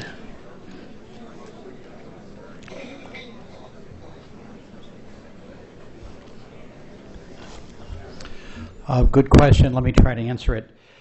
The one thing I think you must be conscious of, should be conscious of, is that paragraph 4 and the obligation of the town does not relate to any and all modification or changes to the building at a future date. It is limited only to, number one, the base building, which in speaking with Joe Siciliano, they are watching very closely as it would proceed as it is proceeding. And number two, it is only for the expenses that would incur in conjunction with that issue and that compliance. To answer the question specifically, the proposal that came through L&R this evening is a good one, but it is very limited in nature. The proposal that is before you already states that in the event we choose not to comply, the only obligation is not just to go helter-skelter into the future and be obligated to incur any and all expenses. The result, if in fact we could not agree, would be a termination of the lease under use of premises section 4, which provides that the lease could be terminated if in fact that agreement could not be reached in terms of what our expenses. So it's not an open-ended obligation. There is a way out of it, and to answer the question, our department is comfortable with that. Mr. Bloomer?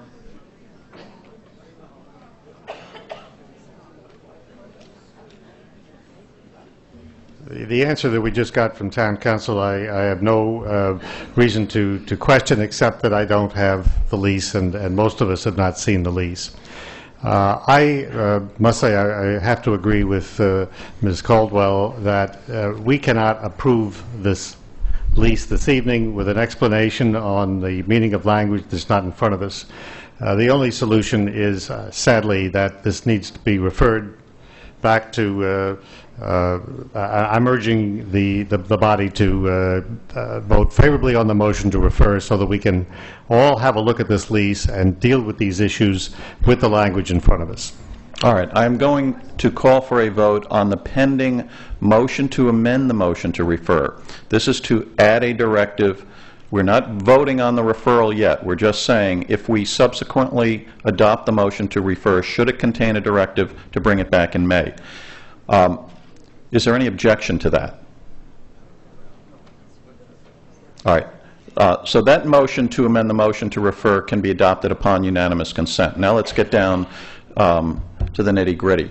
Are we going to refer this to legislative and rules so that it is brought back to us in May, or are we going to essentially take it up tonight?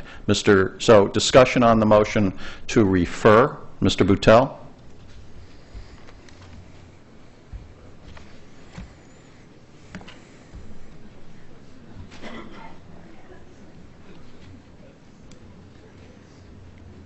Mr. Moderator, you were sort of searching for some sort of compromise, and I'm going to suggest something. I don't know whether we can actually do it, so I'm going to pose a question. I feel for the school. I'm not certain, because I haven't seen it, whether it's entirely the town's fault that we didn't get this material.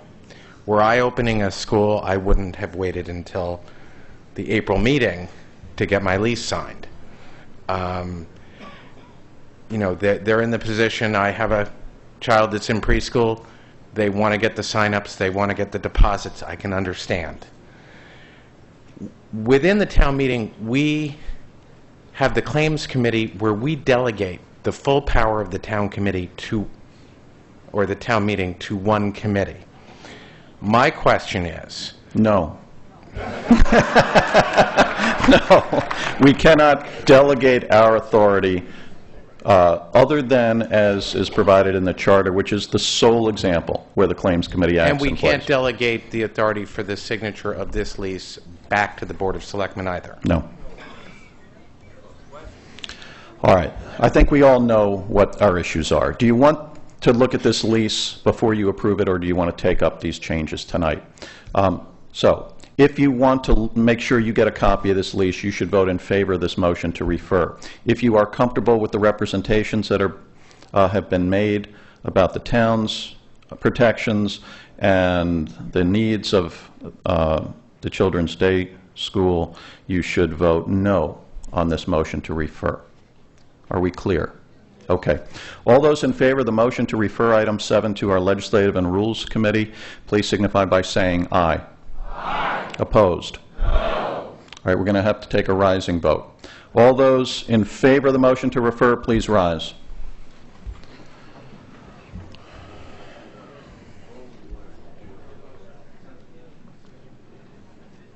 Thank you. Those opposed, please rise. All right, we're going to have a written vote. Will the district chairs please mark your voting cards? Motion to refer item 7, and please expedite the vote on this.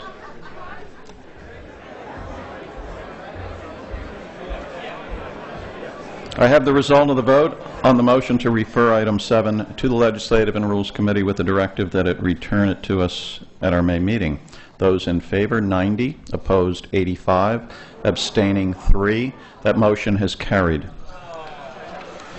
So that concludes our business for tonight. There being no further business to come before the meeting, and absent objection, the meeting is now adjourned. Thank you all for coming. Have a safe trip home.